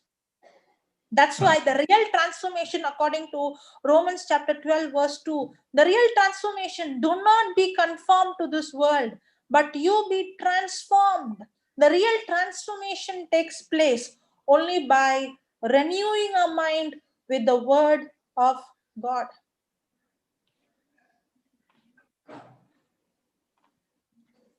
That's when the real transformation takes place. Amen. Yes. Thank you, Jesus. God doesn't want you to be caught up with this fake standard of perfection. He did not intend us to endlessly compare ourselves with all these images, with all these fantasy. All that you see in media, all that you see the world projecting is not God's standard. God's standard is His word. Amen. And none of us can be in God's standard with our own. That's why God has given us His grace. What is His grace? His ability, His power on our behalf. We have to learn to tap into this grace.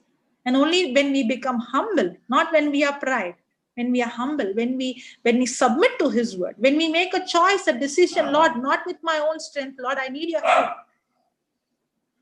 That's when you tap into this grace. Praise God. Praise the Lord. Thank you, Jesus. Thank you, Jesus. Hallelujah. Hallelujah, Jesus.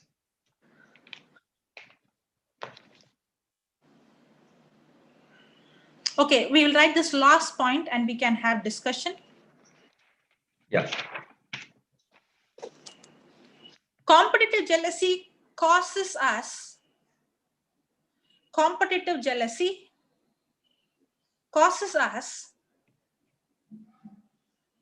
to lower our standards. Competitive jealousy causes us to lower our standards from the divine. Competitive jealousy causes us to lower our standard from the divine to the false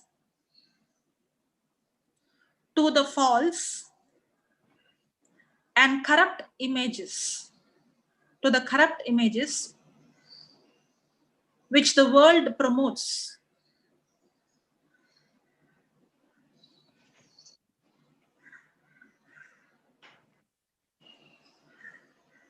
Competitive jealousy causes us to lower our standards from the divine to the false and corrupt images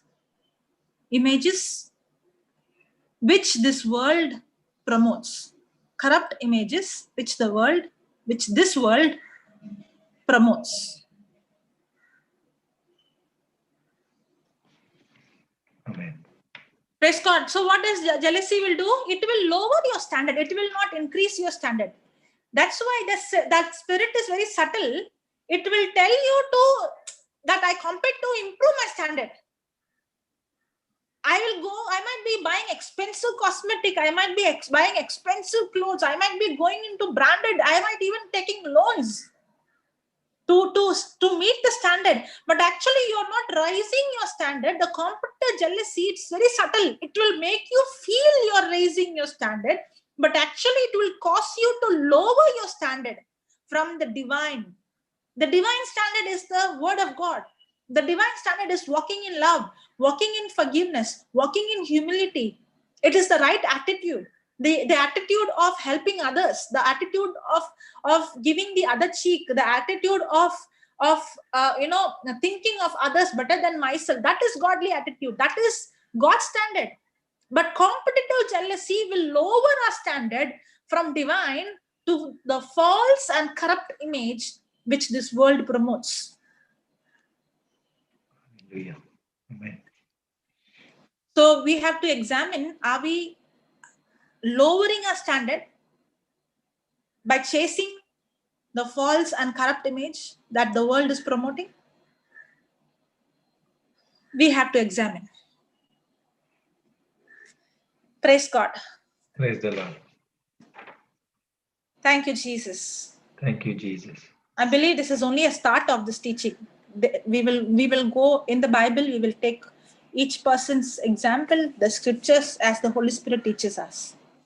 Praise the Lord. Hallelujah. Praise the Lord. Praise the Lord. So, time for discussion, asking questions, sharing. When you come and share, it becomes more practical. With your Yes. own examples, with your own experiences or doubts or questions or anything. Praise the Lord. So I will give unmute themselves. So you can unmute those who want to talk and come and do the discussion or questions. You can come and you can talk. So I have given that what is it? Unmute thing. So you can unmute yourself and talk. Sister Jocelyn. Yes, Sister Helen. Yes, I remember when I spoke to you about somebody, and I said, yeah, they can afford it because they are in such a place or availability. They are able They to. have money, they They have have yeah, availability, they have, yes. correct. And when you taught me, not that is not how we should see. That this is not how I should see myself, but rather I should see myself who I am in Jesus Christ. That really helped to change my perception, because now there is no competition. I mean, in terms of that, even though the thought does take me, but I don't open my mouth and speak it. I've learned to always tell I am the best creation, and God has given me the best. Everything in me is perfect. So Yes. So those who don't understand, I'll give an thing. So what happened is, now you had the heart and you had the zeal to do for God, yes, yes, genuinely. Okay. yes, But the devil started to put in your heart, you don't have the money or you don't have the resources that so and so has. yes. Okay. Now, when the devil started to put, you didn't even know it was the devil. That's why it's very subtle. Yeah, it was more like as if I was humble and telling, "Oh, I can't, they can, and I Correct. can't." That kind of. It's a terrible deception, though. when you Ah, highlighted, when you highlighted, I realized, my goodness. so I told you, you are telling God, Lord, you don't have the best for me. Yes, yes, That hit you. Yeah, I'm not believing in God. I'm saying I don't have. correct. So instead of thinking I don't have what somebody has, I should think no, God has something that is unique that nobody else has. True. I have to think like that. God has something. The calling that God has for me is different. The calling that God had for Mother Teresa, she did not compare with anybody else. She discovered her calling. In the same way, what God has for you, that's why God has put you in that country, in that place, in that family, because what you can do, nobody else can do. Even if they have money, they can't do. When Yes, I go to some places, I would, I always tell this, don't expect me to keep coming here every time. I want you to start doing. You know why? yes, Because I cannot reach the people whom you reach. If I Yes. keep holding my position, and if I mm, don't give that position to you, I'm going to be a failure. yeah, God has put me there to impart it in you what God has given, because it is given to you as well, and to teach. God has put me there. I know God has put me there to give others what He has given, so that we can share the work and we can bring the gospel quickly. We can divide our job. But if I'm going to say, I am going to come, I'm not going to give that position, then I'm hindering God's purpose in my life. yes, yes. But the spirit of jealousy is very subtle. If you give, then what are you going to do? You're going to lose. No, I'm not Yeah, going to lose. When others are growing, I'm growing with them. That's why, when if you see the words of Jesus, you will do the same things I did and greater things. Can you see the attitude of Jesus? yes. Very true. In fact, today I Hmm. realized something, and I think Papa also helped me to understand. Every day when I come and share the testimonies, I was thinking that I'm reporting the changes that is happening in this country and things like that. But I realized uh, I'm. I mean, I have asked people to voice record, or send something to me so I can give, but they're not giving. They're not doing it. So because of that, I'm like doing this. But at the same time, the realization hit me today that it's like as if I'm taking hold of that, like testimonies, or like I have to come and give it. I have to come, that kind of perception. So I sort of, that's a good lesson I learned today, because I realized that I think over my testimony, if you hear, it's like the same thing, maybe different people, that kind of stuff. So I realized I need to change there now. I have to take a step back and allow others those who are like newcomers who are more excited to be, talking about how they have experienced and they want to share. I have realized that today. A There big is a lesson. balance now. There is a balance now. I can take it. That's why there is not an extreme. The extreme is I have to come and give no matter what. That is also wrong. Uh, At the same time, I will not give. That is also wrong. You have to ask the Holy Spirit. okay. That's why our meetings should not go with an agenda. That's exactly what Papa is trying to tell. Mm, Don't fix an agenda and tell 40 minutes worship, 30 minutes testimony, 1 hour teaching. Don't do like that. yeah. Yeah. Sister Helen, Yeah. don't put an agenda. I have to come and give my report. No, I have to Ah. do what the Holy Spirit wants to do. Correct. If Correct. you're going to do it like an agenda, okay, I have to come and report everything I did, then you're not giving the work to the Holy Spirit. Mm, mm. Yeah, I realized that There will today. be times the Holy Spirit will prompt you and tell you, go and tell and share what happened. Mm. That time, you should not tell, I'm not doing it. People will Ah. think I'm coming and I'm taking time. No. Mm. If the Holy Spirit is insisting you to speak, He has prepared the ground. At that time, when you're going to speak, it's not just words that is going to bring conversion. Yeah. That's why the right seed in the right season. The right Correct. seed is not in the wrong season. Yeah. The In problem fact. is Mm, we yeah. planting the right seed in the wrong season. That's the problem. Correct. Yeah. In fact, like today's one, the Holy Spirit was putting me because of that change of mindset that happened for the 2 person. I was like, oh my goodness, that was really the work of the Holy Spirit, and how they have now understood the Word of God, embracing God. So I was like, okay, yeah, that's why I came today to listen. But then I realized, I said, okay, I need to like allow, Discern. allow.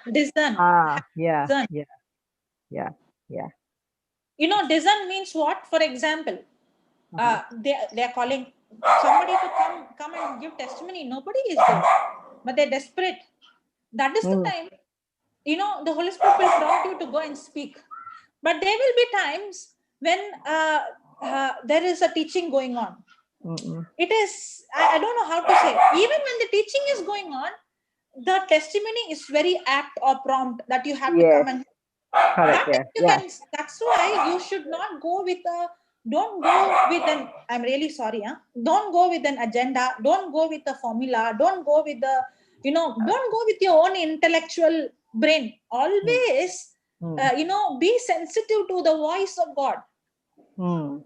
Yeah, yeah. Don't do what you want to do, but Mm, always ask the Holy Spirit, Lord, I don't want to push myself. I don't mm, want to do this. You mm, tell me.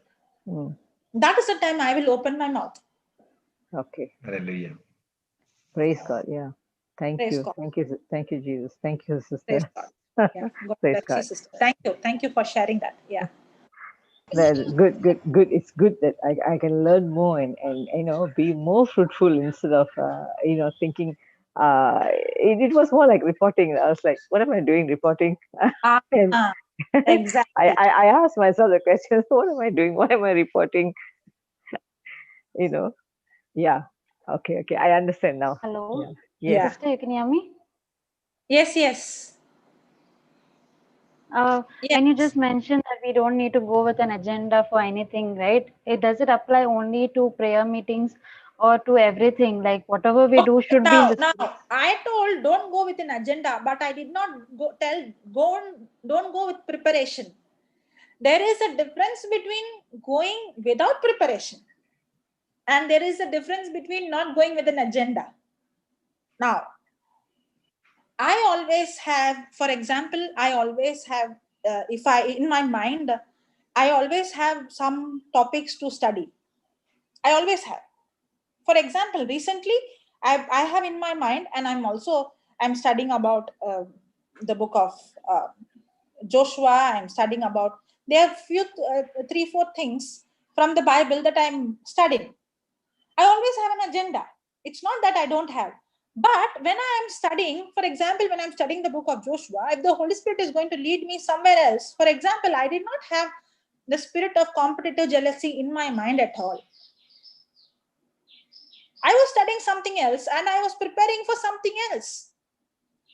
But when the Holy Spirit led me to the spirit of jealousy, I did not resist him. But today, what I'm going to study again of Joshua or something else, what I'm studying, even I have written in my diary what and all I have to study, which scriptures I have to study, which book I have to study. Even I have written in my diary, which I don't do, but recently I start doing because I want to focus on more studying. I don't want to get, I'm getting a time, because earlier my time would go because we used to travel, but now the online has given me time. So I have to use this time to prepare myself. But I don't want to get to be stuck with that. I want to allow the Holy Spirit. I want you don't, if you are saying I don't want an agenda at all, then there is a probability, there is a chance that you will become lazy, that I don't want to do anything. Yeah. There is my part of studying, I have to study. There is my part of preparing, I have to prepare. There is my part that I have to do my homework, I have to do. Whether it is my office work, whether it is my school work, whether it is my ministry work, I have to do my preparation. When I go for a meeting, for preaching, I have to study and go. But when I go there and stand, I'm not going to depend on my notes. I'm going to depend on the Holy Spirit. Tell me, when I came here today, I already prepared. Don't think that I did not come prepared. But even though I have my notes, how am I giving dictation? I have my notes. But tell me, did I give only the notes word to word, or it was the Holy Spirit? It's the Holy Spirit. It is the Holy Spirit. I will not ask you where did I leave, because if it's the note, I will know exactly where I left. I don't know where I left because I'm not 100% depending on the notes. I'm depending on the Holy Spirit. So I came. It is not that I did not come prepared. There is a balance. You always be prepared. You always have an agenda. But don't become self-dependent. Don't depend on your intellectual. Don't depend on your smartness. Every time you ask the Holy Spirit and tell the Holy Spirit, I might know 100 scriptures, but I don't know what scripture to speak. What is the use of me coming and speaking 100 scripture? It will not change people's heart. But when I depend on the Holy Spirit, in that 100 scripture, the Holy Spirit will remind me and tell me, tell this. When I speak, the other person will come and ask, how do you know that this is what I need exactly? I don't know. But the Spirit of God in me knows. Now, it is the Holy Spirit who is teaching me.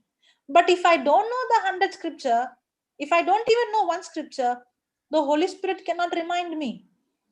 Yeah. In the computer, if you search something, if the file is not there, it will say file not found. If I don't prepare, the Holy Spirit will say file not found. Yes. So that's why there is always, don't take one extreme of what I am teaching, what the Lord is teaching. There is always a balance. Praise the Lord. I have to do my job of studying. I have to do my job of preparing. I have to do my job of my scheduling.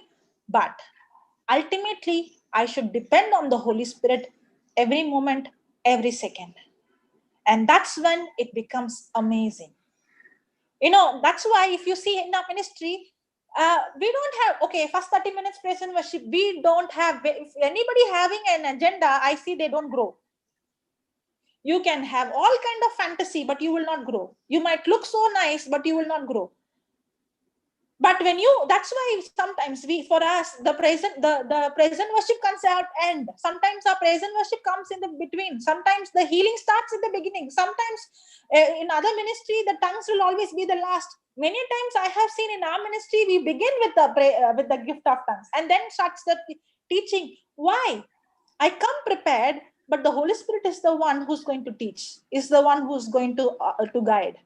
I have to be humble to allow the Holy Spirit. Many times I remember what I have preached and I have come, and what I would teach would be exactly opposite.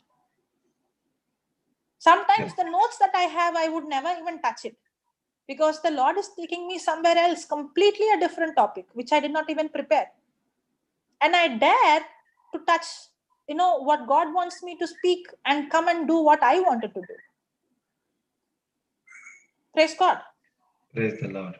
So preparation is must. The job that I do is must. Yeah. For example, Sister Helen, the job that she's doing, she should not stop it. Now, what happened today that she realized it's not to stop what she's doing. She has to do more than before. Yes. Yes, that's true. Praise God. Praise Praise God. the Lord. Yeah, because I have to now find ways to do different different things to do, different results, and also So uncommon get seed the will bring an uncommon harvest. The uncommon seed is the word of God. yes. And I'll tell you, sister, the Holy Spirit will always show you different. Each person is different. Each soul is different. Each soul is unique.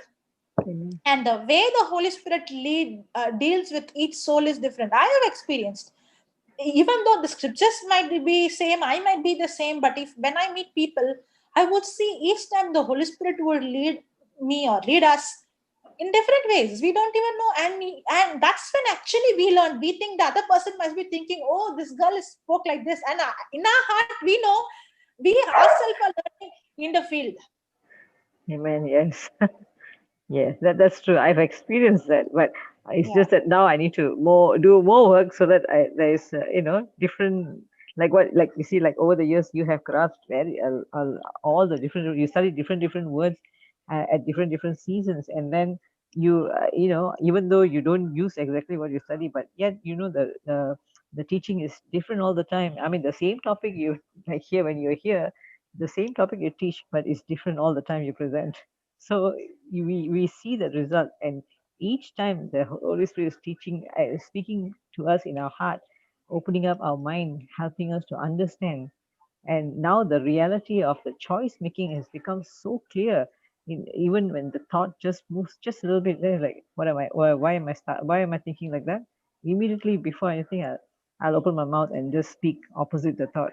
So that the Holy Spirit is teaching. He keeps teaching. He keeps making me realize that and moves me. And also when it comes to teaching, even though like what you say, we prepare something, but it's not exactly what that happens during the time, because it has to cater for the need of the people who are present, the participants. Yeah. So, yeah. So that's I learned that, and you're right. There's more work now to do. Yeah. This topic you won't believe. You will believe in the name Sister, of I'm a Jesus. believer. Yes. Yeah, you would believe you're a believer. I'm sorry for that. Yeah. This topic, we were doing the confession, and we were doing, we are having confessions, right? Different for healing, So when I started preparing this, we have not yet recorded, we did not start the recording yet. When it started prepared, I became so excited because I have learned it long back. I became so excited. I tell you, till morning 5 o'clock, I couldn't sleep. Oh. Because I am trying to sleep, but I was so excited. When the word becomes alive, when the Lord speaks to you, I couldn't sleep till I was so today to come today to start this teaching. I was so excited. Hallelujah. Yeah, in fact, this is the first time I'm hearing about competitive jealousy. I was We had teaching before. We had it. Oh, okay. I never taught this, but I have learned it. I have learned it before. Okay. But I have not taken as a teaching. But I was so excited, I was not able to sleep. Wow. I don't know how to express that. Praise the Lord. Yeah, it's like you can't let go. You want to just do more and more. I was not studying. See, I don't know how to say. I don't know whether you will understand this. I don't know. Okay. Many times I'll be studying. Okay. I'll be preparing. Even in Goa, I'll be preparing. Just a fraction of second, not even a second, fraction of second, you get a revelation. It's like you hear the voice. That's it. I'll close everything. Because I know what I'm going to, and I know that fraction of revelation, in the spirit, what is revealed in your spirit, I know it will take hours to communicate in a human language. I don't know whether you have experienced this. What Not we get as a revelation to transfer it in a human understanding language, what the Lord speaks in a second, you can go in days, you can go in hours. very true. Very, very true. I understand. I understand that. That's called revelation. It doesn't come because of your hard work. It comes because it is inputted. It is the Lord who opens your eyes to see something that your brain, and you become so excited when you get the revelation. Wow. When you hear, wow, Lord, I did not know that. Yeah. Sister, can I share something? Sorry to interrupt. Can I say something? I can't. All that I am teaching is like that only. See, if it has not touched me, it will not touch you. It will be like a theory. Correct. If I have not heard the voice, and if I just coming, I can speak the same teaching without hearing the voice. I can put nice style. I can put nice, the language. I can use nice, difficult words. It might be nice, soothing to hear, but they won't be anointing. They won't be conversion. Correct. So that when you hear the voice of God, that's why studying the word becomes an addiction. There is pleasure in it. You go high. When people take drugs, they go high. Like that you go high. Do you know the human mind is designed to be high, but not of the worldly way. It's designed to be high with the Holy Spirit. Yeah, it is And designed. that, We are designed to be addicts. Yes, God designed us to be addicted to God. If we are not addicted to God, then we will be addicted to something else. Correct. Yeah, but the other addiction, no matter how much you go into it, can never please your brain. You can never please. You can never. You will have never a attain it. You will never. That's why when you go there, you want more. The drug is not enough. Yes. That kick is not enough. You want more. You want more. You want more. You want more.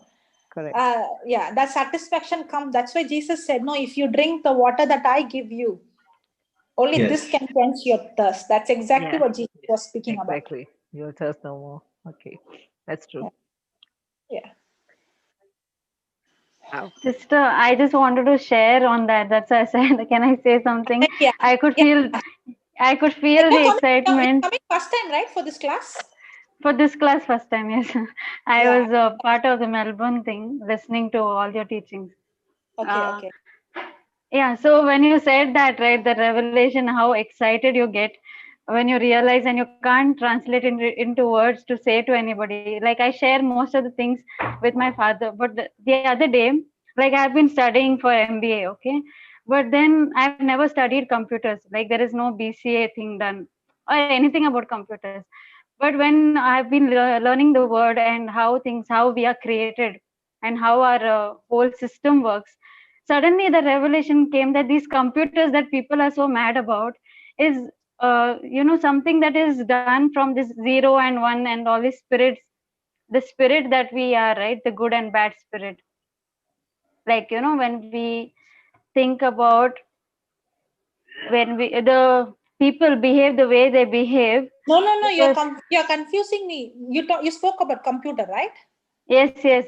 So there is this binary system, right? 0 and 1. Coding. Yeah, so that is all something which is worldly made, but it is what we are believing is the spirit world. See, that even though it is made worldly, it is made because through God's wisdom only. God only gave the wisdom. Correct. Yeah. So that I told no, I cannot translate it into words. That revelation that I got, that everything is true in the Bible, and we are like, it's all this in the world, whatever is there existing is from the truth of the Bible, and which we have not realized for so many years, and people are learning intellectually and making a big deal of it. Yes. So for example, if you take a seed, everything in a seed is coded. It's coded. If you take a DNA, everything is coded. That's what my sister used to say. She's a microbiologist. She used to say, you know what? The DNA is nothing but it's coding. Just like how the computer has coding, it's coding. Man copied from that. The coding has been passed from one generation to generation. That's exactly how the seed is. Everything that God has is coded in the seed, the word. So I have to learn how to unlock the seed. That's what you're saying, right? Yes, yes, exactly. Like these truths, you have gone to many truths, right? For me, the small thing which I realized only was like mind, like flabbergasting. I'm like, there is so much in the Bible, and I've explored not even 0.5% of it. And I'm amazed with this whole experience. Thank you, sister, for more and more truths that you're Praise teaching. God. Praise God. God bless you. Thank you, Jesus. Praise God. Praise God. Yeah. Praise the Lord. Hallelujah. Hallelujah. Thank you, Jesus. Awesome. So, anyone else? Is anyone is there? To any questions? Anything to share? Jocelyn? Yeah. Yes. No, all what you spoke is very, we need to listen it 3-4 times. It's so depth. The topic is very, very depth, and what you spoke is right. That's why I did not get sleep till 5 o'clock. Now we won't get sleep. When did I slept before 5 will be your next question. But other times I want to sleep. But now till 5 I couldn't sleep. Praise God. And I can share something regarding myself. What she said, she will come with examples surrounding her itself. I had this attitude that I am an housewife. I'm here inside. I can't go out and reach. And I used to be a person who was working before my marriage. And every time I used to say her, I'll go to a job. I'll go to another job. I'll go to a job. This word will be coming. And she used to be telling, what is the purpose that you are created? Or ask God for what purpose God created you. His job is the purpose. Okay, you go for job. But seek God first. Seek His kingdom first. Seek what God has a purpose in you. At that time, I've been thinking, what she's telling, how I'm here inside the house, how can like be able to go out and reach. But now when I came out and shared my testimony, that to my husband's testimony for past 10 years, I never shared it publicly. Outside, I never used to share. Anyone, only personally I used to share. But when I broke that, that pride, I think so, that something that was, I need my husband's permission. Right time, he gave me permission. Okay, you can go and share, but not fully. Some you can go and share. He gave me that permission, and I came out and shared. After that, everything changed. Now, God showed me the purpose, and I'm very happy each and every morning now. As Jocelyn, as she used to sleep only for 4 hours, and now knowing the purpose, knowing what God has kept for us, yeah, every morning is very joyful, and I'm very pleasant that I found my purpose. It is not earning money, praise God. It is not money, it is not big degree, not having a house of your own. And before I used to have even this thing, because I am married to a little conservative family, very little where they won't allow us outside. And for me, when I see other girls, especially girls, they can do whatever they want. They can go to any place when whatever they desire. Their husband are so this thing. Seeing at them, I used to get this jealousy in me. I used to have this jealousy. I am not having a life like them. But now it is extremely, everything changed because of this only. I came into God's word. If I would have got a very perfect Mr. Perfect, I would have not even searched God. I would have everything, but I would have not had the peace now which I'm having. Praise God. Thank you. God. Praise God. Thank you. Praise God. Praise the Lord. Hallelujah. Hallelujah. So, now can money, can family, can husband, can anybody stop us? No. No one can separate us from the love of God. No one. Amen. Hallelujah. Hallelujah. Even our sister is a teaching, no? Sister. Yeah, I heard Yes, her sister. many times. Yes. She's teaching. Every day morning she's teaching. Praise the Lord. That's what I used to tell her. Every time she would come and ask me, what should I do? Don't ask me. How can I tell you what you have to do? You should go and ask God, because God is the one who created you and He has a plan for you even before you were born. I can tell you, okay, go to the job. But that is what I am telling. I can tell you, okay, don't go to the job. Do you want to do what I am telling you to do? Or you are going to do what God has for you to do? I'll never tell her. Maybe it might be irritating at that time. I will never tell her. I will not tell you. You Praise discover God. your purpose. Hallelujah. I used to be rude to her, because Your younger sister, no? no, I am younger. No. Yeah, she's elder. I'm Okay, elder. okay. Praise the Lord. The answer, the way she gives answer, it will be like we are coming in a trouble and we are asking solution. And the way she answers is that she's not at all considering me. Praise the But Lord. there were times I used to be scared to go and talk to her in the past. Okay. Yeah. She used to be a very terror person, very strict person. Oh, okay. Yeah. She felt that you are not considering her, and because of that, she started to consider what is there in her. Yeah, exactly. Praise See, the Lord. for me, no, brother, even when she comes to the comes to the new creation center, I will tell her, because you are my sister, I don't want to make you feel different. No. See, for me, when I came into the ministry, I did not want influence. I don't want people's influence. I wanted to do what God wanted me to do. I learned a lesson. In the beginning, yes, I did fall, but I learned a lesson that I am not going to come up because of if people's influence. What God has for me, let it happen. In the same way, I'll tell her, I will not come and do something different because you're my sister. Don't expect that. I will be like everyone. I will not even speak to her in the retreat, because I'm seeing her after 6 months, after a long time. Even though, but I will not give her the time, special time for her, because it is not right for me when so many people, there's so many other things. Because you are my sister, I can't.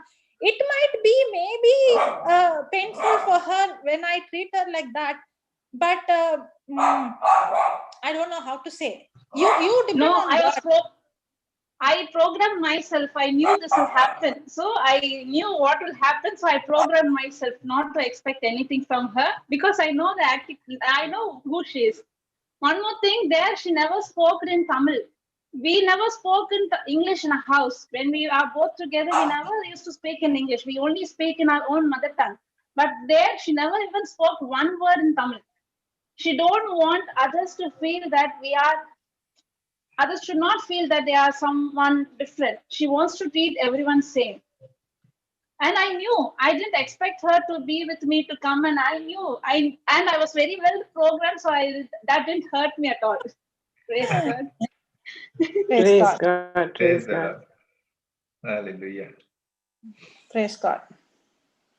So there is lots of things that we need to learn from Sister Jocelyn and Sister Arcelin. How can I pronounce your name, Sister? Arcelin. Jocelyn, Arcelin. Arcelin. Arcelin. Arcelin. Okay. Praise God. Thank you, Sister. It's really a wonderful testimony that what you are sharing with us now. That is where we learn from you all. So how to be in this world and not wearing the mask, but be real. Yeah. Praise the Lord. God. We all fall, brother. See, that's why I tell this. Even I was speaking to Papa 2 days back.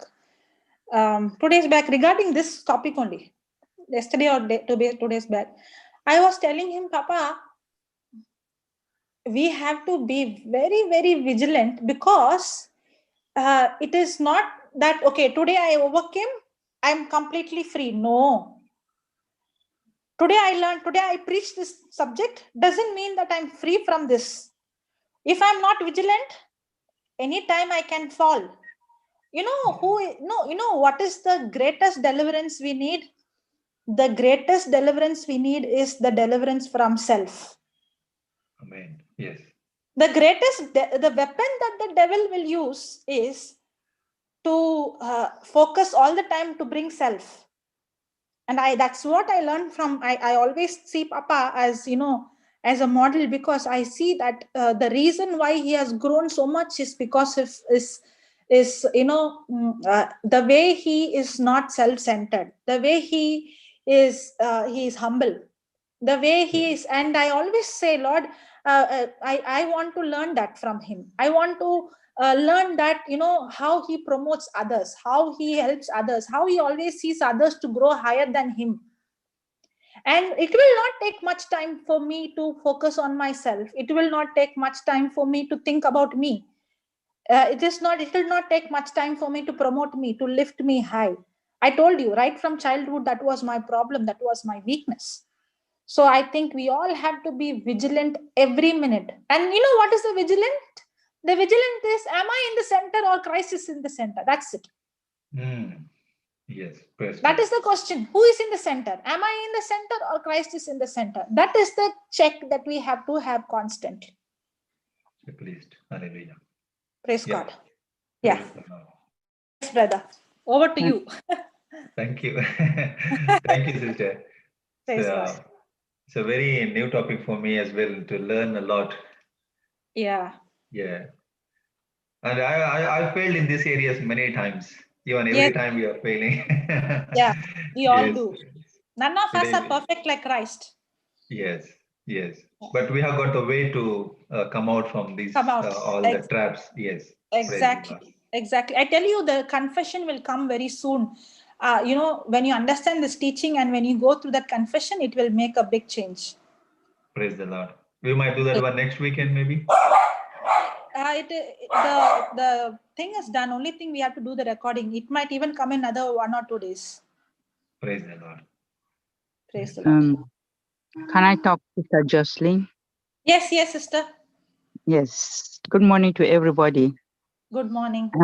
Yes, I've been listening a lot from this channel when you are there with Brother Johnson, and today I am happy to talk to your channel. Yes, I have a very brief testimony to give. Yes, please. I'm from the UK. Okay. You see, the word of God like this, it's something that when you study it and you master just the bit that you will have a miracle. Can you repeat that? I missed you. I said the word of God, if you master just a bit and you put it into great practice, miracles will come your way. Yes. I'm giving my own life testimony. In the year 2016, I had an eye operation of cataract removal, my right eye. It was done twice, not very successful. After that, I kept having complications, injections up and down. I had 17 injections. This time, last week, I had a routine checkup. As I was going, I make up my mind. I told Jesus that, Jesus, please, I will have no injection today. The pain is too much in my eye. When I went there, I was given some eye drops. I went and sat. The second thing they did was they scanned the eye to see how the eye was improving. After that, the doctor called me. I went in. My first thing I told him was that, doctor, please, I'm not receiving any injections today. Then he looked at the scan and said, oh, your eye has improved. I said, praise God. So then it's there that he opened up and was telling me that, oh, you see this injection that you were receiving. I don't know whether my team ever told you that this injection they can lead you to cardiac arrest and a stroke. Within me, I said, Jesus, take control. So he spoke. He said, I will come back after 3 months of review. I said, thank you, doctor. I left. So you see, it is the determination and your belief that is going to heal you. Just like the woman of the issue of blood, that she touched Jesus' cloak, and Jesus said, my daughter, your faith has healed you. So I just want to share this testimony that when you read the word of God and you stick to it, you proclaim it positively, miracles work. This is my own miracle. Praise God. And it is also the right knowledge. The right knowledge. Yes. So praise God. Hallelujah. Praise Hallelujah. God. Hallelujah. Thank you, Jesus. Thank you, sister. Praise God.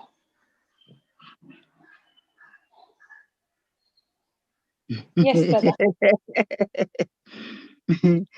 Yes, and I'm also learning from you and your sister that you don't have to treat people with special preferential treatment when you are somewhere, because that is where some of us fail. When you go to a place, because you are so familiar with a particular person, you are expecting some preferential treatment, which is not correct. All of us are created in the image of God. There are And times we- you can see again. I am saying there's a balance. There are times that God will lead you to certain person to treat special. Somebody yes. might would have come in a heart of suicide, and the Lord will tell you to go and give that person special place. So Okay. you have to give special. So it is all to again. It is the heart condition. Why am I doing it selfishly, or I am doing it love? That's why in the kingdom of God, the action doesn't matter at all. I know. You cannot judge a person's action and say right and wrong. The heart condition is what that matters. Thank you. Praise to Jesus. Praise Worship to Jesus. Jesus. Praise Amen. God. Thank you, Jesus. Thank you. Thank you, sister. Yeah. Praise the Lord. Praise the Lord. Yeah. There is LV. It is asking for the YouTube. Sister, if you go and put. It's there, no? You have put, no? I have already put the link and video. Maybe it is hard for her to copy. That's what she is written.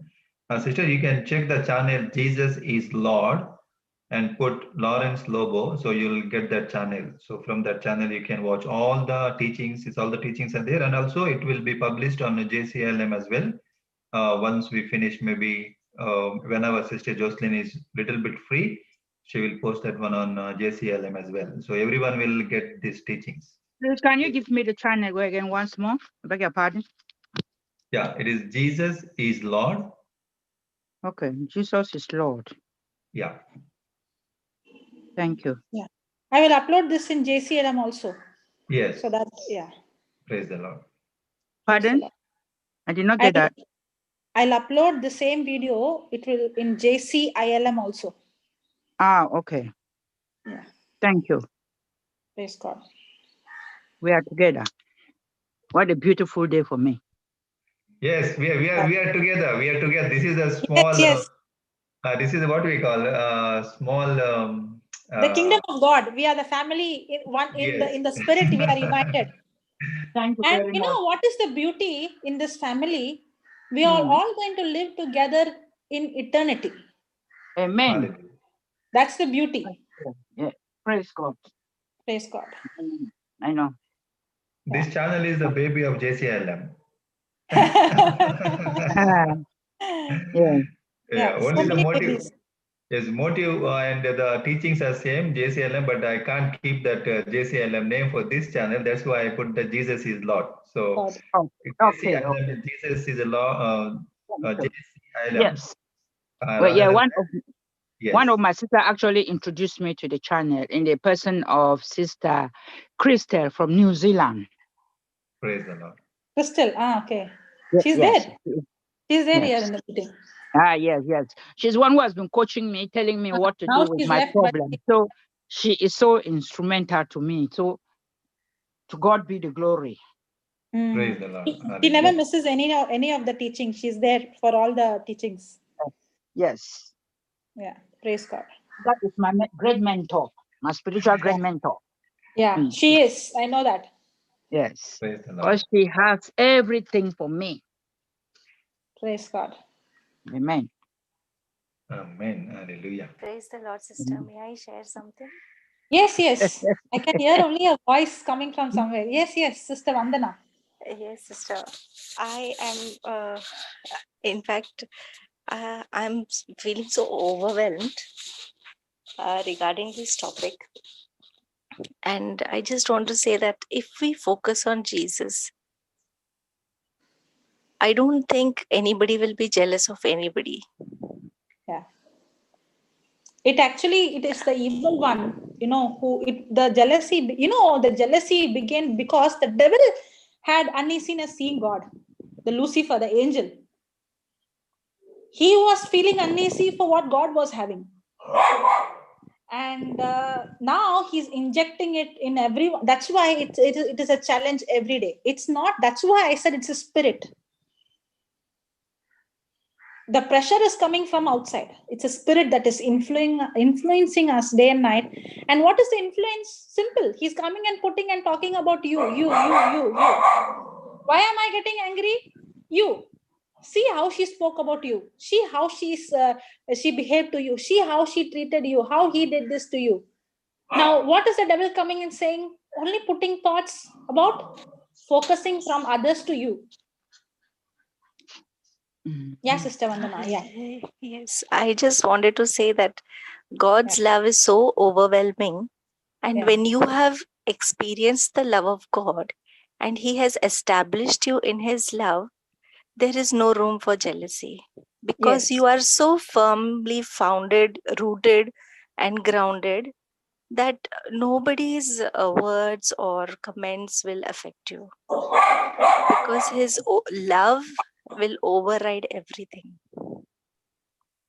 And even if there are some attacks from the evil one, it is the love that is going to save you through. So thank you, Jesus. I'm really overwhelmed right now. I cannot express what I want to say, but God's love is everything. Praise the Lord. Praise the Lord. That's why perfect love casts out all fear. Amen. Amen. Amen. The root of jealousy is also fear. Yes. Praise God. Praise God. This teaching can go on and on and on. Praise the Lord. Praise the Lord. Praise the Lord. Thank you. Thank you, sister. Praise God. Yeah. Thank you, brother. Thank you for all the people, all my brothers and sisters for the support, and especially those who are writing the notes.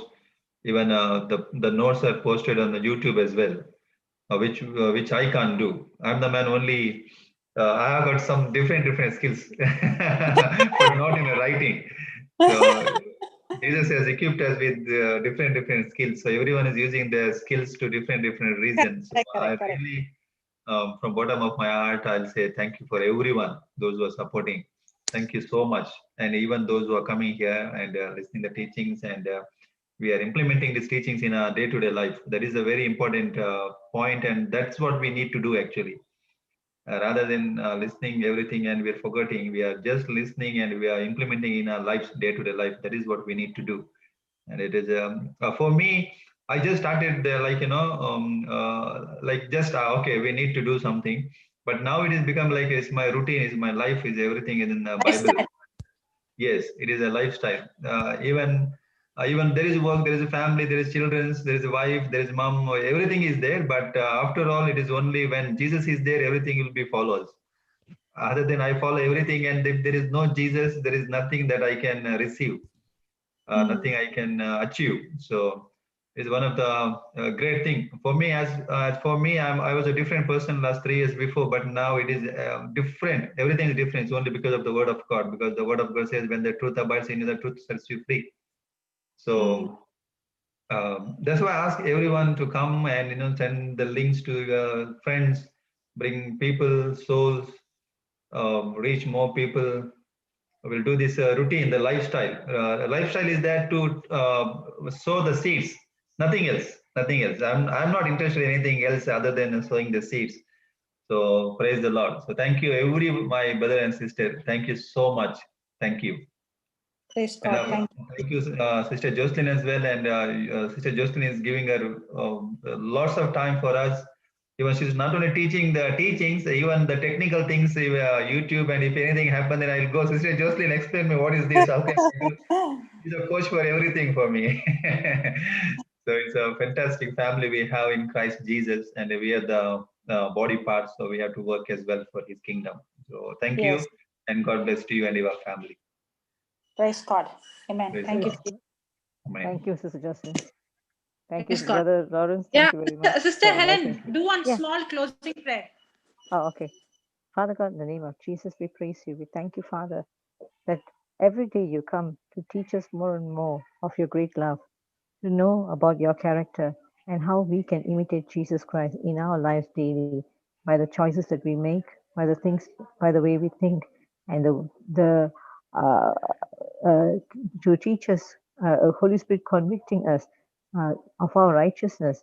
Like today's word is competitive jealousy that comes so easily to deceive our mind. But when we know that there is a problem here, we know how to tell it what to do, where to go, and immediately put on the righteousness of God. That is the opposite of this competitive jealousy.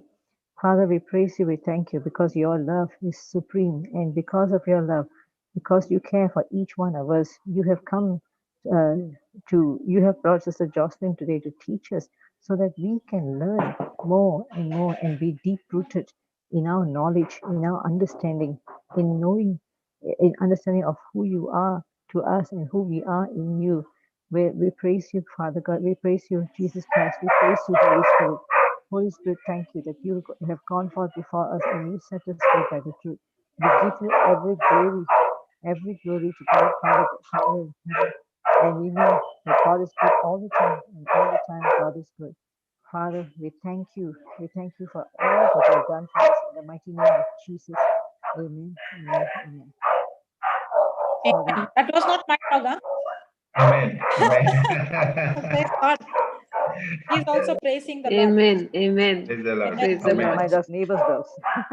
Jesus. Yeah, I'll stop the recording. Yes, And yes, I'll brother. stop. Yeah, Sister Marina, I heard your voice. Praise the Lord, sister. Praise the Lord. Amazing, amazing. Praise Really God. correlating all whatever you are speaking.